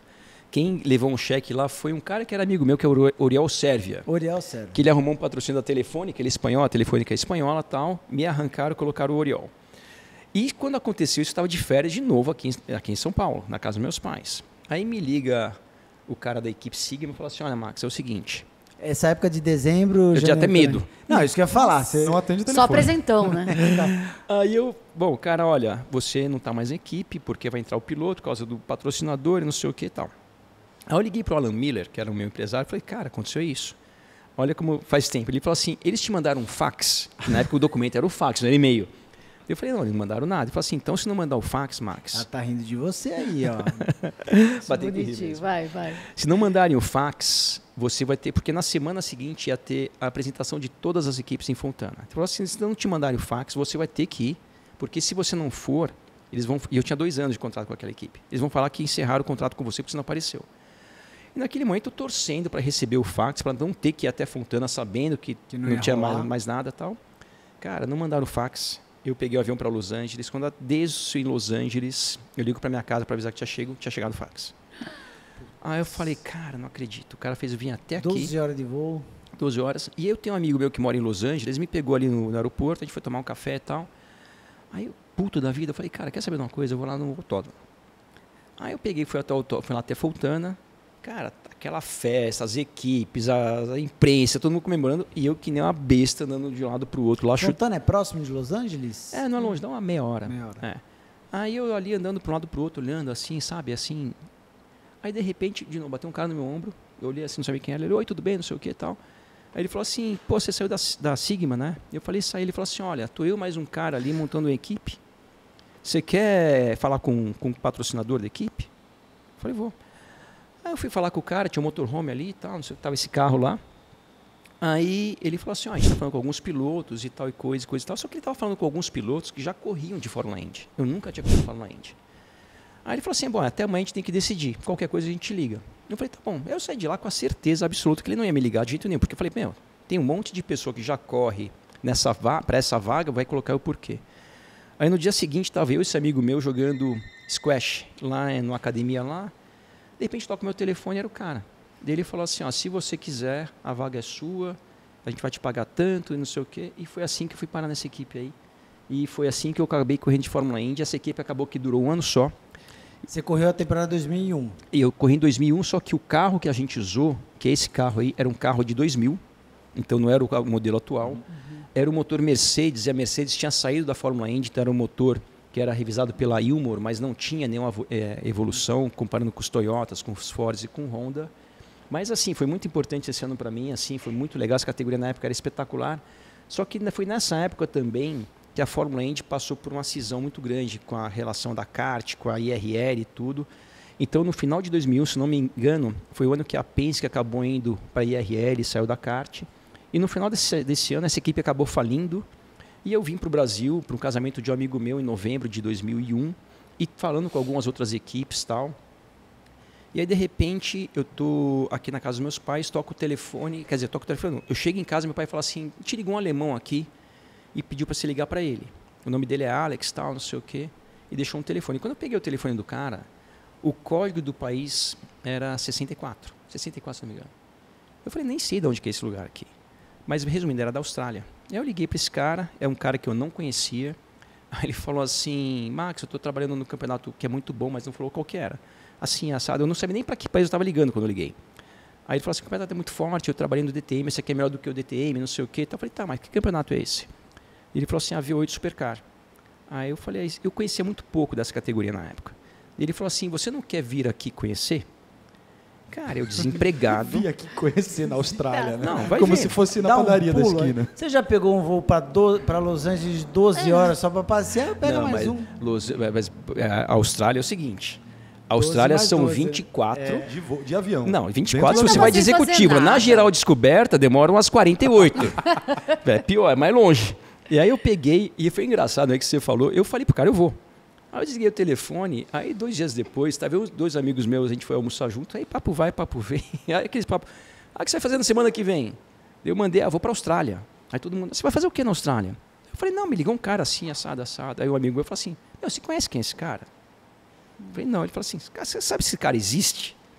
Ou tomou o golpe do Tinder. Aí começou, o golpe do Tinder. Aí eu comecei a entrar, eu falei, cara, quer saber, meu, já comprei, eu vou. Aí eu peguei, fui lá, graças a Deus o cara existia. Aí eu cheguei na Austrália e o cara, que eu não conhecia ele, esse cara, na verdade, ele tinha sido engenheiro do Gonzalo Rodrigues na Fórmula 3000. Sim. Mas eu não conhecia ele. Aí ele chegou no aeroporto, me levou direto para a equipe. Depois de 30 horas de viagem, eu queria tomar um banho, descansar, ele me leva direto para a equipe. Aí eu conheci o dono da equipe ali, conversei um pouco com ele e tal. Aí ele falou assim, bom, eu vou te levar para você descansar. Aí ele chamou um motorista da equipe, me colocou num carro, e o cara foi, andou uma meia hora de carro, de repente ele entra num lugar que era tipo uma mini fazenda, assim, aquelas casas que você entra de carro e tem lago, tem não sei o quê. E parou na frente dessa casa. Aí eu falei, tá, o que a gente está fazendo aqui? Ele falou assim, aqui que você vai ficar. Eu achei que fosse ficar no hotel. Daí eu falei assim, mas quem que mora aqui? Ele falou assim, é o dono da equipe. Cara, eu tinha conhecido o cara fazia meia hora atrás. Eu fui para casa do cara, a esposa dele estava lá sozinha, que eu nunca tinha visto na vida. Aí eu fui todo sem graça, com mala, sem tomar banho durante um dia, na casa dos outros, que eu nunca vi na vida. Aí eu falei, quer saber, eu vou ficar aqui. Aí eu entrei, a esposa dele, que são meus amigos até hoje, esse casal foi em 2001, final de 2001. Super gente boa e tal. Aí tomei um banho, descansei. Aí, cara, aconteceu um negócio muito louco. Eu fiquei lá nessa viagem uns 5, 6 dias. Aí no terceiro dia, o dono da equipe falou assim, Max, um dos pilotos que eu tenho chamou a gente para andar de barco. Eu falei, legal. Aí a gente tá indo para a Marina e tal. Aí no caminho para a Marina, ele falou assim, esse cara é o cara mais rico do estado de Queensland, que é o estado onde a gente estava lá. E os estados na Austrália são mais ou menos do tamanho de um continente. É exatamente isso. Aí você já faz aquela coisa que é errada, né? Você fala assim, nossa, deve ser um playboyzinho daqueles, né? Aí eu cheguei lá, cara, o cara primeiro assim, que também é meu amigo até hoje, esse cara montou uma equipe, eu fui pilotar para ele uns anos depois. E eu vi que na Austrália, fora a beleza natural, fora tudo, as pessoas naquele lugar, assim, um negócio assim, impressionante, como as pessoas são pessoas boas, pessoas assim, pessoas sem malícia, sem malandragem. Então me apaixonei muito pela impressão que eu tive das pessoas. Então conheci o dono da equipe, esse cara, que não coincidentemente são amigos meus até hoje e tal. E aí, no 4º dia que eu estava lá, ele falou assim, você quer experimentar o carro? E eu, na hora, eu sabia, falei, bom, esse cara, ele quer me experimentar, não é que eu vou experimentar o carro. E o carro... Porque você foi até lá para falar oi, para conhecer. Não, até então você não sabia o que você tinha de fazer lá. Eu não levei nem capacete, eu fui lá para falar oi, para ver, para olhar, para falar. Você quer conhecer, o cara não nos convidou para fazer um teste. Não, era um teste. Era um teste, mas ele não te convidou formalmente no primeiro momento. Não, tanto que eu nem levei nada. Eu peguei um capacete, peguei tudo emprestado lá. E aí, um dos pilotos que ele tinha, esse que era o rico, que tinha ganhado Bathurst já, era um cara muito experiente. Eu nunca esqueço, ele saiu e ele virou um 13.2. E aí ele me levou num carro de rua para mostrar a pista, que eu nunca tinha visto também. E aí ele saiu com o carro Qual que é esse autódromo? Você lembra? Willowbank. Willow. que é lá em Queensland também. Aí ele virou 13.2, aí eu peguei e saí. Bom, primeiro 60 aqui, a marcha está aqui. Ah, é mão inglesa. É mão né? inglesa. É carro de turismo, né? O Carro de turismo, Vietnam, é. E naquela época o câmbio era H ainda. Então, Ele é baseado em um carro de rua ou é que nem um estoque? não, baseado no carro de rua. No Holden ou no Ford. Com Ford gaiola Falcon e Commodore. no Commodore. Então, esse era um Ford. Aí eu peguei, eu saí, dei umas 10 voltas e eu virei 12.7. Acabei virando um pouco mais rápido que o cara. A pista vai melhorando também um pouquinho e tal. E aí o que aconteceu? Esse cara falou assim, na hora ele queria que eu assinasse um contrato com ele. Só que até então eu estava falando com algumas equipes ainda da Indy. E aí eu falei, cara, eu estou falando com algumas pessoas, eu sabia que ele ia testar outros pilotos também. Eu falei, faz o seguinte, você testa os pilotos que tem para testar. Eu estou falando com algumas pessoas lá nos Estados Unidos e daqui a uma semana, 15 dias a gente fala de novo. Aí passou 15 dias, ele me ligou e falou assim, cara, já testei todo mundo, se você quiser a vaga é sua. E eu pensei assim, Gerson, eu falei, cara, não era aquilo que eu queria para mim naquele momento. Eu falei, por outro lado, é uma coisa concreta aqui, e eu não tenho nada na mão. E eu estou vendo pilotos com muito mais experiência do que eu, com nada na mão. Tipo, Paul Trace estava desempregado. Cruel, né? Isso é o cruel do automobilismo. Então, assim, eu falei, cara, se esses caras estão desempregados, imagina eu que cheguei aqui ontem. Aí eu falei, cara, eu vou. E aconteceu um negócio muito louco, que eu fui para a Austrália e, por coincidência, a Fórmula Indy despencou de qualidade de tudo. Porque foi a época que teve a maior cisão entre kart e IRL e elas meio que brigaram. A cisão já tinha acontecido. Já tinha acontecido, mas enfraqueceu as duas, né? Só que naquele ano de 2001 e 2002, várias equipes grandes da kart, como a Penske, posteriormente a Ganassi, elas foram para a IRL. Então isso aí acabou com tanto que lá pelas tantas acabou e juntaram e ficou uma só. E foi engraçado porque eu fui bem nessa época, eu achei que eu ia cair para baixo, acabei caindo para cima. E tinha etapa da Fórmula Indy lá na Austrália, onde eu morava em Surfers Paradise, a etapa era lá. E aconteceu um negócio engraçado, na semana que ia ter a corrida da Fórmula Indy e da V8 no mesmo final de semana, fizeram a matéria comigo e com dois pilotos da V8, eu e um outro piloto. E duas modelinhos lá, não sei o que, a matéria era surfar. Então... Essas coisas de televisão que o editor dá aquelas ideias de louco. O editor-chefe, você conhece bem, né? Você se cuida, como é que você vai falar isso aí, hein? O cara chegou na redação e falou assim, e se a gente pegasse uma surfista e um piloto chama Surfers Paradise? Aí o piloto tinha surfa ideia e mais a surfista brilhante. pilota o carro V8. Uau, Vamos? fantástico. E aconteceu um negócio muito engraçado, e foi o seguinte, aí chegamos no dia da matéria lá, câmera e tudo mais e tal, aí entrou eu e o cara, e as duas, só que as meninas não sabiam nem nadar, eu acho, então elas ficaram na areia ali. Aí o cara também não sabia surfar, o outro. Aí eu fui, aí eu passei a arrebentação e tal, não sei o que, aí eu sentei na prancha, olhei pra praia assim, do tipo, já posso ir? Aí, quando eu tô olhando pra praia assim, pra esperar um sinal, tem um cara que tinha nada a ver com a matéria, o cara tava olhando na minha direção assim, mas não muito no meio da minha cara, mas assim, sei lá, 100 metros de distância. Aí o cara falou assim, você tá bem? E o cara assim, tipo, como assim se eu tô bem? Você tá bem? O cara olhando pra mim, eu falei, cara... Os caras falando comigo, aí eu peguei e olhei para trás. Quando eu olhei para trás, sei lá, uns 30 metros atrás de mim, tinha um cara se afogando. Aí eu peguei, só que eu estava longe da areia, já que a arrebentação lá é meio longa.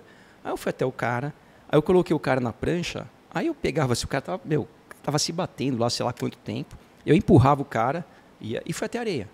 Aí chegando na areia, o cara agradeceu, eu falei, imagina, até voltei para fazer a matéria lá. Aí você viu o Giancarlo Minardi, você pegou, foi lá e afogou ele de volta. Não, aí que eu fizeram a matéria, acabou a matéria e fui para casa. Aí no dia seguinte, tinha um cara que eu jogava tênis, ele me liga tipo 6 da manhã. Aí eu olhei assim, esse cara tá me ligando. Aí ele falou assim, oi Max, tudo bem? Eu falei, tudo bem. Ele falou assim, você salvou alguém ontem? E eu já nem lembrava do que tinha acontecido. E eu falei assim, como assim? Ele, não, você salvou alguém que estava se afogando ontem? Eu falei, cara, você estava lá? Ele falou assim, vai até a banca de jornal. Aí eu peguei, por quê? Ele, não, vai até a banca de jornal. Eu cheguei na banca de jornal, perto da minha casa tinha uma, cara, todas as capas de jornal era eu. Aí tá uma foto minha saindo do mar com a prancha debaixo do braço, parecia a Pamela Anderson no SOS Malibu. E assim, era o título assim, Estrela, o Ace da V8 Supercar, salva não sei... Meu... Aí esse piloto, que era meu companheiro de equipe... O Anel Prêmio podia ter sido patrocinado. Né? Já fazia dava uma entrega pro ali, patrocinador. E esse cara, que nesse ano era meu companheiro de equipe lá na Austrália, que era o Rico lá, esse cara surfava muito, e eu sou prego na onda. E quem trouxe para a mesa esse tema hoje, é claro, foram os nossos parceiros da Shell. A Shell, você sabe, tem tudo a ver com Fórmula 1, porque ela é parceira da escuderia Ferrari há mais de 75 anos, galera, desenvolvendo o melhor combustível para a categoria máxima do automobilismo. Aliás, não é só com a Fórmula 1 que a Shell tem a ver, já que ela também está presente na nossa Stock Car, na Fórmula 4, na Copa HB20 e até na Fórmula E. Esse ano a gente vai trazer muito conteúdo legal de automobilismo by Shell para vocês. Fiquem ligados. Aí ele viu também, ele me ligou e falou assim, você pagou aquele cara para fingir que estava se afogando, não sei o quê. Mas quem que você salvou? Era famoso? Não, como um mas banhista saiu qualquer. no... Não, mas isso tudo quando aconteceu foi por uma coincidência no dia que chegou a delegação dos Estados Unidos da Fórmula Indy. Então chegaram os caras da Fórmula Indy lá, que eu tinha corrido no ano anterior, E você tava na capa do de jornal. tudo que é jornal. Ou seja, perderam um piloto, surfista e salva-vida. Aí os caras estavam loucos. Aí os caras falaram assim, Max, o que você fez aqui? Você manda nesse lugar? Puta coincidência assim e tal. Mas foi engraçado que eu dei muita sorte várias vezes ao longo da minha carreira de... Sorte, eu acredito muito em Deus, assim, a gente às vezes quer uma coisa e a gente não tem Como aquela uma coisa. frase muito boa que eu escutei outro dia, a sorte sempre te achou trabalhando, né? Você tava Tem ali isso também, fazendo o seu e a sorte te A achou. sorte já trabalhei depois. Isso, é eu diferente. gostei dessa frase. E você ficou 6 anos ou 5? 6 anos. O Munhoz, quando você falou Patrick Head, eu olhei pro Munhoz para ver se ele ia dar risada, porque ele fazia o site de Fórmula 1 e ele não falava nada de inglês. Ele botava no Alta Vista para traduzir. Patrício Cabeça. Patrick Cabeça. Ah, cabeça. O engenheiro da Williams, Patrick Cabeça, e publicava tudo, né, Munhoz? Esse Do cara jeito era que gente saía. fina, meu. Esse cara era muito gente Casou fina. com a Betise, Betise, né? Que era a ex-assessora do do Senna. Ela foi assessora minha, Betise. É mesmo? É. Legal. Inclusive, a Betise ela foi assessora minha e ela namorava com o Patrick. Mas vamos voltar, que a gente estava falando do Patrick Head, a Betise, que era assessora do Ayrton Senna, e foi também sua assessora? Foi, em 97. 97. É. Em 97 ela foi, eu conheci o Patrick antes de ir para Williams através dela, que eu ia na casa deles e tal. E o Patrick tinha sempre aquela cara muito sisuda. O Patrick, na verdade, era equivalente ao Adrian Newey de hoje em dia. Sim. Ele era um gênio. Só que a grande diferença daquela época para hoje é que ele fazia tudo no carro. Não é que ele fazia só aerodinâmica ou só suspensão, ele fazia tudo. E era um cara assim que todo mundo tinha muito medo dele por ser um cara mais cara fechado assim. A minha impressão de fora é que ele era Não, um cara, turrão. um cara espetacular. Gente boa demais. Gente boa demais, gente boa demais. Então, assim, é um cara que de vez em nunca eu tenho contato também, mas o cara muito do bem.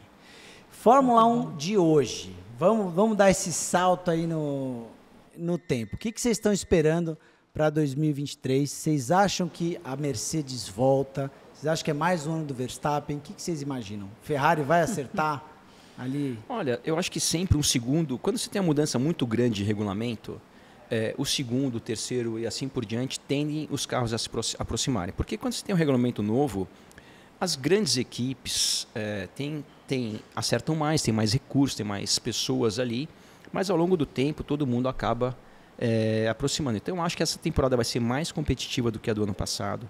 Eu acho que você melhorar muito um carro como a Red Bull é difícil, mas você melhorar muito a Mercedes do ano passado é mais fácil, assim também pelo lado da Ferrari. Então acho que vai estar muito mais próximo esse ano do que o ano passado. Não sei o que a Linka concorda ou não. Eu acho exatamente. Se for pela beleza, a Mercedes já está no Você pódio. já gostou ganhou, da né? Mercedes preta? Achei Voltou a ser muito preta. bonita, hein? Eu Ficou também muito legal. gosto, eu gosto mais. Eu achei bem bonita. Você deu uma olhadinha? Eu vi, linda, linda, linda. Até hoje, todos os carros já foram lançados ou faltava algum? Acho que é Alpine, Um está né? sendo lançado hoje. Hoje, Alpine. Deve ser. Vamos Isso. colocar na tela aí a Alpine. Alpine hoje. Passa todos os carros rapidinhos para quem está nos vendo aí ó, no videocast enquanto a gente fala. Tchu, tchu, se você está nos ouvindo, depois dá uma olhada lá. Aliás, um grid no muito mais YouTube. escuro, né, esse ano. O grid vai ficar escuro, assim, porque os carros estão vindo com muito... Tudo meio copy-paste do ano passado, né? Tão Não teve parecidos, nenhuma né? novidade grande, né? Tem muitos carros que eles não querem nem pintar, né, em função da tinta, o peso e tudo mais. Então, Aquela. Posso deixar para traduzindo ou posso te perguntar? opa! Queremos aqui.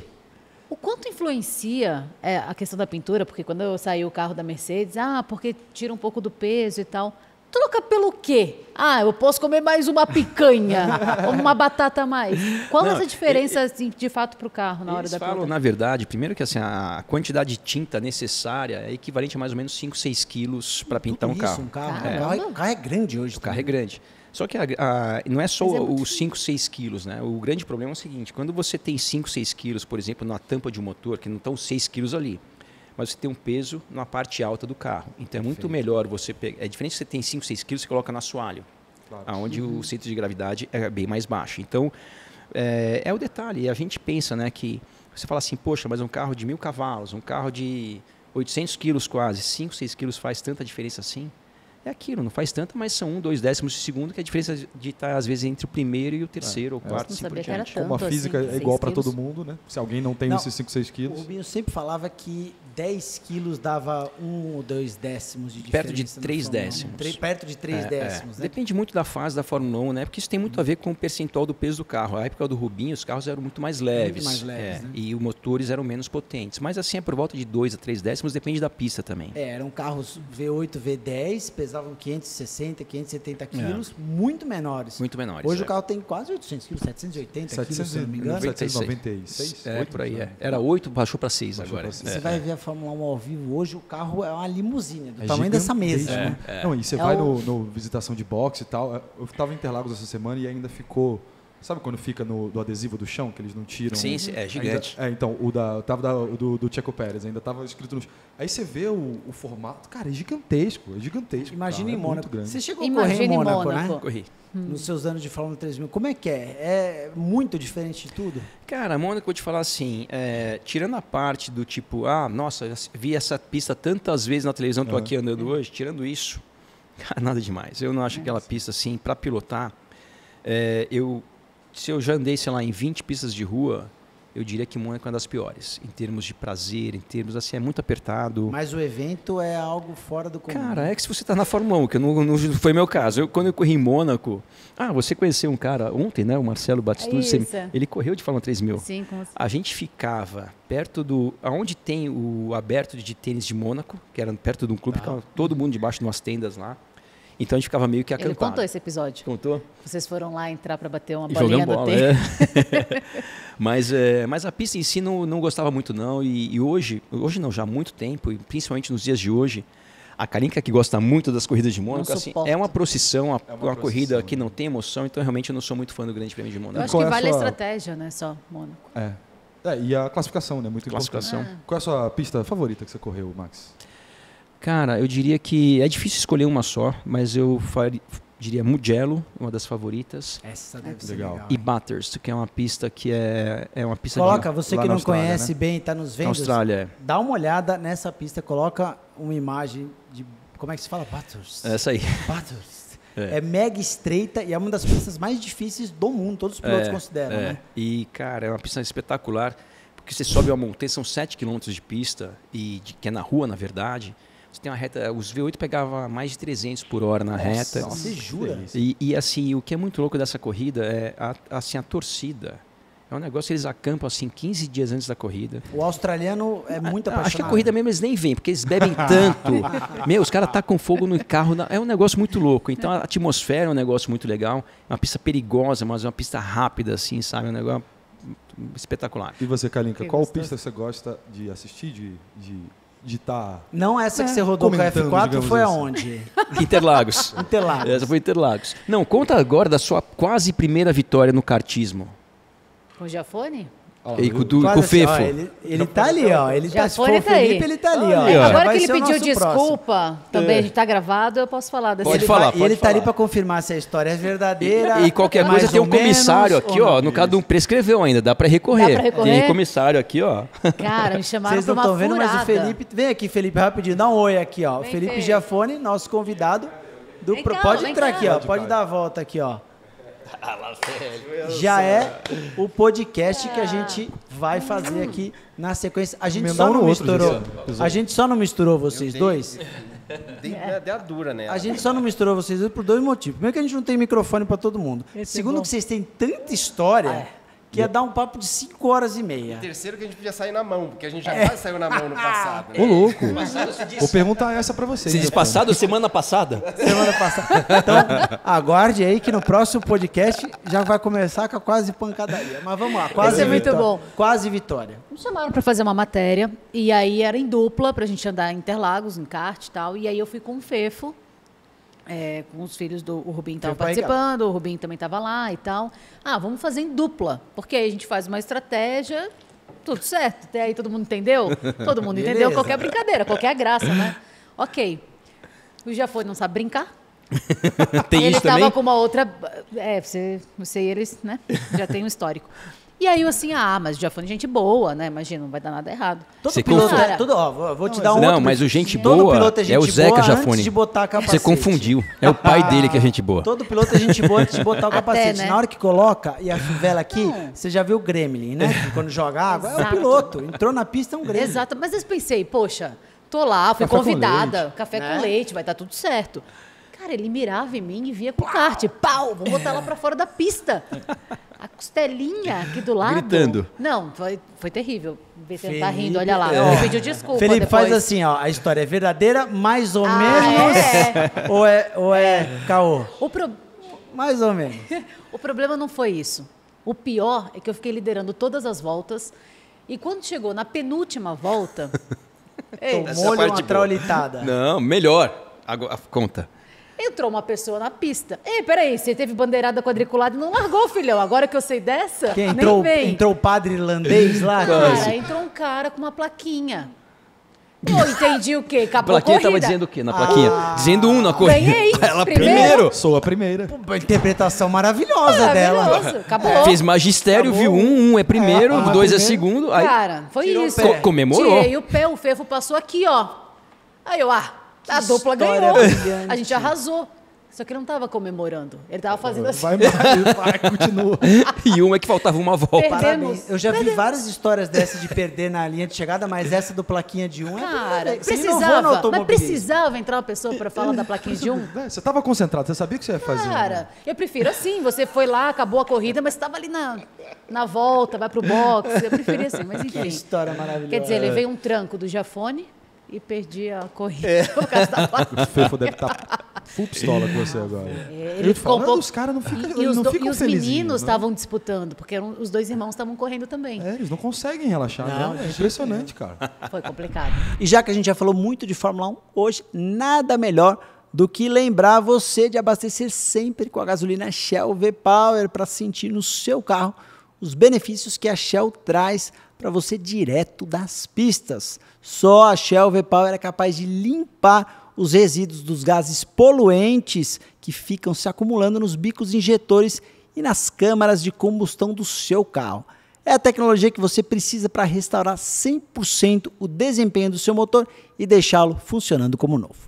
Gente, Tive que aguentar. só para a gente encerrar, sem pular um capítulo muito legal da sua história, que é o automobilismo brasileiro, a tua volta para cá, Stock Car, você voltou depois da V8 Supercars, campeão da Stock Car 2009, Max. Eu voltei em 2000, comecei em 2009 e ganhei em É 2010. verdade, você foi campeão em 2010, seu segundo ano. Como é que foi essa impressão voltando da Austrália para cá? Você encontrou uma Stock Car muito diferente do que você conhecia? Sim. Super profissional, competitiva. Cara, é uma impressão muito boa, porque eu realmente, quando saí do Brasil em 95, o automobilismo era bem diferente do automobilismo europeu, americano, australiano. Quando eu voltei para Stock Car, eu vi que estava muito mais próximo do que quando eu saí. E eu dei muita sorte também que eu voltei com esse carro novo, né? Então eu peguei logo essa geração de Stock Car, que é uma geração muito legal. E assim, quando eu voltei, Gerson, eu voltei assim, me sentia assim, muita pressão, porque eu via vários pilotos que tinham tido carreiras internacionais que quando chegaram na Stock Car, por um motivo ou por outro, não davam muito certo. E eu falei, pô, será que isso vai acontecer comigo também? Então eu estava com essa preocupação, mas assim, eu dei muita sorte de algumas coisas. Primeiro que eu entrei numa equipe espetacular, que é a equipe do Meinha. Eu já comecei no Meinha, tanto que em 2009 eu não fui campeão, mas assim, eu liderei parte do campeonato. A minha quarta corrida eu acabei ganhando a Stock Car. E foi uma fase assim maravilhosa, porque a Stock Car cresceu muito nos últimos anos, uma categoria assim, realmente, nós brasileiros temos que ter orgulho de ter uma categoria Demais. como a Stock Car aqui. sensacional. É muito legal a gente ter uma categoria que a gente pode trazer piloto de Fórmula 1 para correr e ele vai sair daqui com uma boa impressão. Então, realmente, assim, foi uma passagem muito legal. Eu fiquei durante 11 temporadas na Stock Car, que foi de 2009 a 2019, sempre na mesma equipe. E hoje, por um acaso, eu ainda corro no Brasileiro de Endurance pela mesma equipe. Eu ainda ando na equipe do Meinha. Só que a gente anda na Endurance com Mercedes, mas realmente foi uma fase maravilhosa. E a Stock Car, assim, é muito legal também, porque você acaba encontrando pilotos de várias gerações e todos eles competindo entre si. Então, por exemplo, eu sempre fui muito amigo do Pisonia, mas eu nunca tinha corrido com o Pisonia. O Pisonia é, sei lá, 5, 6 anos mais novo do que eu. A mesma coisa, tantos outros pilotos, e sem contar aqueles que eu nem conhecia. Quando eu voltei para o Brasil, tinham vários pilotos Que fizeram carreira que aqui. fizeram carreira e se aqui, que eu não profissionalizaram. acompanhei. Quando eu cheguei aqui, não conhecia, mas pilotos excelentes também. Então, realmente, foi uma fase muito boa. E a Stock está voltando aí com força total de novo na tela da Band, mas uma categoria espetacular. Que legal. Falando em Band, agora eu te fazer uma pergunta para vocês dois sobre essa atual fase da carreira de vocês. A Fórmula 1 no Brasil está eu acho que nunca teve tanto, talvez lá na década de 80 e 90 tinha tido mais visibilidade, mas agora, acho que nos últimos 10, 15 anos, acho que nunca teve tanto foco, né? Agora mudando de canal, chegando na Band com todo essa mídia em cima. Como é que é para vocês ser porta-voz da Fórmula 1 no Brasil nesse momento tão marcante? Começa você, parça. A primeira que eu acho que a Band, ela mudou muito o jeito de fazer a Fórmula 1, né? E é uma coisa que a gente gosta demais, é se sentir parte daquilo que a gente assiste. E eu acho que quando você assiste a Fórmula 1 hoje, você se sente parte daquilo, né? Quando você fica passeando nos boxes, quando a Mariana Becker entra para falar com algum chefe de equipe, de igual para igual, de soltar uma piadinha, de levar um brigadeiro, que isso acaba quebrando um pouco aquela, né, enfim, todo aquele protocolo que a gente tem no jornalismo. Eu acho que isso aproxima muito as pessoas. E isso é muito bacana. E a Band vem fazendo a cada ano um período diferente, né, de Fórmula 1. Assim. Até a gente está se organizando também. Claro, 2021 foi um ano muito atípico, perto de tudo que aconteceu na Fórmula 1. Ano passado a gente teve a mudança de regulamento. Eu acho que esse ano realmente tem tudo para ser um grande ano de novo de Fórmula 1, assim como no ano que vem, porque a gente tem contrato, acho que mais 3 anos ainda na Band, né, de transmissão. Foi renovado, né? 25? Isso, Desde 2025, eu é. acho. Que legal. Então, é muito legal, é muito bacana e é muito legal ver o retorno do público também. Tá? Você está me ouvindo? Tá baixo? É muito legal ver o público. É isso que a Kalinka falou, né? A Band, se a gente for pensar, a Band é uma emissora de um formato um pouco diferente da maioria, né? Então, se você pegar todos os programas da Band, todo mundo tem muito mais liberdade do que das outras emissoras, assim, não é tão engessado, né? Se pegar o Jogo Aberto, que a Kalinka apresenta de vez em quando também, o Neto, né? O Neto, figura, inclusive, né? apresentou outro dia com a camisa do Acelerado. É verdade. Que legal. O problema Ele é que o gosta Neto de Fusca, faz... né? Ele gosta de mas e tem gol também. Então, Tem mas gol também? a gente quer levar o Neto na volta rápida, mas o problema é que o programa dele é diário, meio-dia. Então, Daí vou te falar, e ele só não vai. quando ele tá de férias. Eu já convidei o Neto várias vezes para ir na Porsche Cup lá, levar ele para dar uma voltinha. O Veloso falou que quer ir, mas o Neto falou que não vai de jeito nenhum. Aí sempre inventa uma desculpa. Uma hora tá com dor no joelho, outra hora é as costas. Ele falou que dor nas costas pra gente também. Não vai. Estamos sabendo. E o que aconteceu com a Fórmula 1 na Band, eu acho que foi pro mesmo caminho. Tem muito mais liberdade, obviamente tem muito mais tempo também, que isso ajuda muito Isso também. Pro fã é fantástico. Para eu que acompanho desde essa memória que eu tenho lá, desde 90 e pouco. Desde... A Fórmula 1 era o Desde o ABS seguinte, no ó, a teclado. Fórmula 1 era o seguinte, sexta-feira à noite era um flashzinho no Jornal Nacional para dizer quem tinha feito a pole provisória, que na época sexta-feira valia, quem tinha feito o melhor tempo na sexta, se permanecesse no sábado valia. Cada sexta. Valia o tempo. No sábado, transmitia o treino, no domingo a corrida e outro flash no Fantástico. Acabou, não tinha esse negócio nem entrega de troféu, Cara, não tinha nada. Hoje acabou o treino, que coisa fantástica de você ver um debate, quem foi o pole, por que foi, quem larga lá atrás, quem se deu mal, quem se deu bem. Então, assim, eu sou fanzaço de vocês, de toda a equipe de transmissão. Até do Felipe Jafone? Regi. O Jafone, não, são feras, assim, que pra gente que gosta e ama, é muito legal exaltar. As mídias digitais ajudaram muito nesse cross. Sim. A Exato. categoria ficou mais solta, então tá muito legal mesmo. E o produto que vocês fazem, o Traduzindo Fórmula 1, é mais um braço legal também, que eu acho que acrescenta para quem não é tão fanático assim. Vou fazer a propaganda de vocês. O arroba qual que é o arroba do Instagram? Traduzindo F1 e Arroba Traduzindo F1 no Traduzindo F1. YouTube, né, parceira? Isso, está no YouTube, no Spotify, vídeo e som, imagem, E os arrobas de tudo. vocês, arroba Max Wilson e arroba o seu, Kalinka Schutter. Kalinka Schutter. Kalinka Aí- Schutter. Também não vai ter outro. Aí lê Não deve aí. ter outro. Você que está só ouvindo vai ter que ver depois, ó, arroba Kalinka Schutter. Gente, obrigado demais. Imagina, a gente papo, que agradece. Quase 2 horas aqui da gente falando. A gente que agradece, Muito parabéns gostoso, pelo muito trabalho legal. de vocês. O trabalho de vocês também é uma coisa espetacular, tanto o seu quanto o Bola, que entrou há menos tempo, mas faz um trabalho muito legal também. Muito legal também ver, Gerson, o seu início no automobilismo como piloto, seu lado Pois é, piloto já tô dando também. minhas marteladas Tá dando agora. suas marteladas lá na sprint, outras categorias também. E muito legal ver a alegria que você faz isso. Então, realmente, Cara, de verdade, isso é só que você você fala. sabe o que é você ser fã de uma coisa durante tanto tempo e a vida faz assim, de repente você está lá inserido naquilo com o programa, com o Rubinho, com o Bola, correndo também. Então, realmente, parabéns, cara. E é Tem muito dia legal. que eu me belisco Torço por de você. estar andando Você num carro merece. com o Rubinho. Outro dia a gente estava fazendo uma volta rápida de Ford GT e Corvette. Eu tava de Corvette, o Rubinho me passou de Ford GT. Eu falei assim, meu, Putz. é um Ford GT com o Rubens Barrichello guiando. Eu tô Sim, num grid e sim. tá o Thiago Camilo. Eu falei assim, cara, realmente, né? em dias que a gente acorda, às vezes meio de mau humor, a gente tem que lembrar que umas tem- coisas que a gente faz É são, verdade. são legais, agradecer. Mas parabéns para vocês, viu? Obrigado, Obrigada, gente. meninos. Valeu Obrigada demais. pelo convite também. Parabéns vale pelo trabalho muito. de vocês. Valeu, obrigada. E para terminar o nosso podcast com aquela dica infalível para você que quer acelerar o seu dia a dia, é claro que a gente vai falar de Shell Box, o aplicativo que permite que você pague o seu abastecimento sem nem sair do carro. Olha só que mão na roda, é só pegar o celular, colocar o código da bomba e pronto, você economiza tempo e tem toda a comodidade durante o abastecimento. E se for a sua primeira vez usando o Shell Box, já insere o nosso cupom ACELERADOS10 para ganhar R$10 de desconto no primeiro uso e começar agora a juntar suas conchas para trocar por prêmios exclusivos que só a Shell tem para você. Então se liga aí que é muito legal usar o Shell Box. Então valeu demais, gente. A gente volta na semana que vem com o Felipe Giafone contando se essas histórias são verdade ou não. Há controvérsias. Contando se saiu na mão com o Max Wilson e quem levou essa daí. Valeu, turma. Deixa o like aí se você nos vê no YouTube, se inscreva. E se você nos ouve nos agregadores de podcast também, clica aí no sininho. E é claro, depois vai lá ouvir e ver o Traduzindo F1 e acompanhar essa turma aqui na transmissão da Fórmula 1. Valeu, até a próxima. Falou! Tchau, tchau.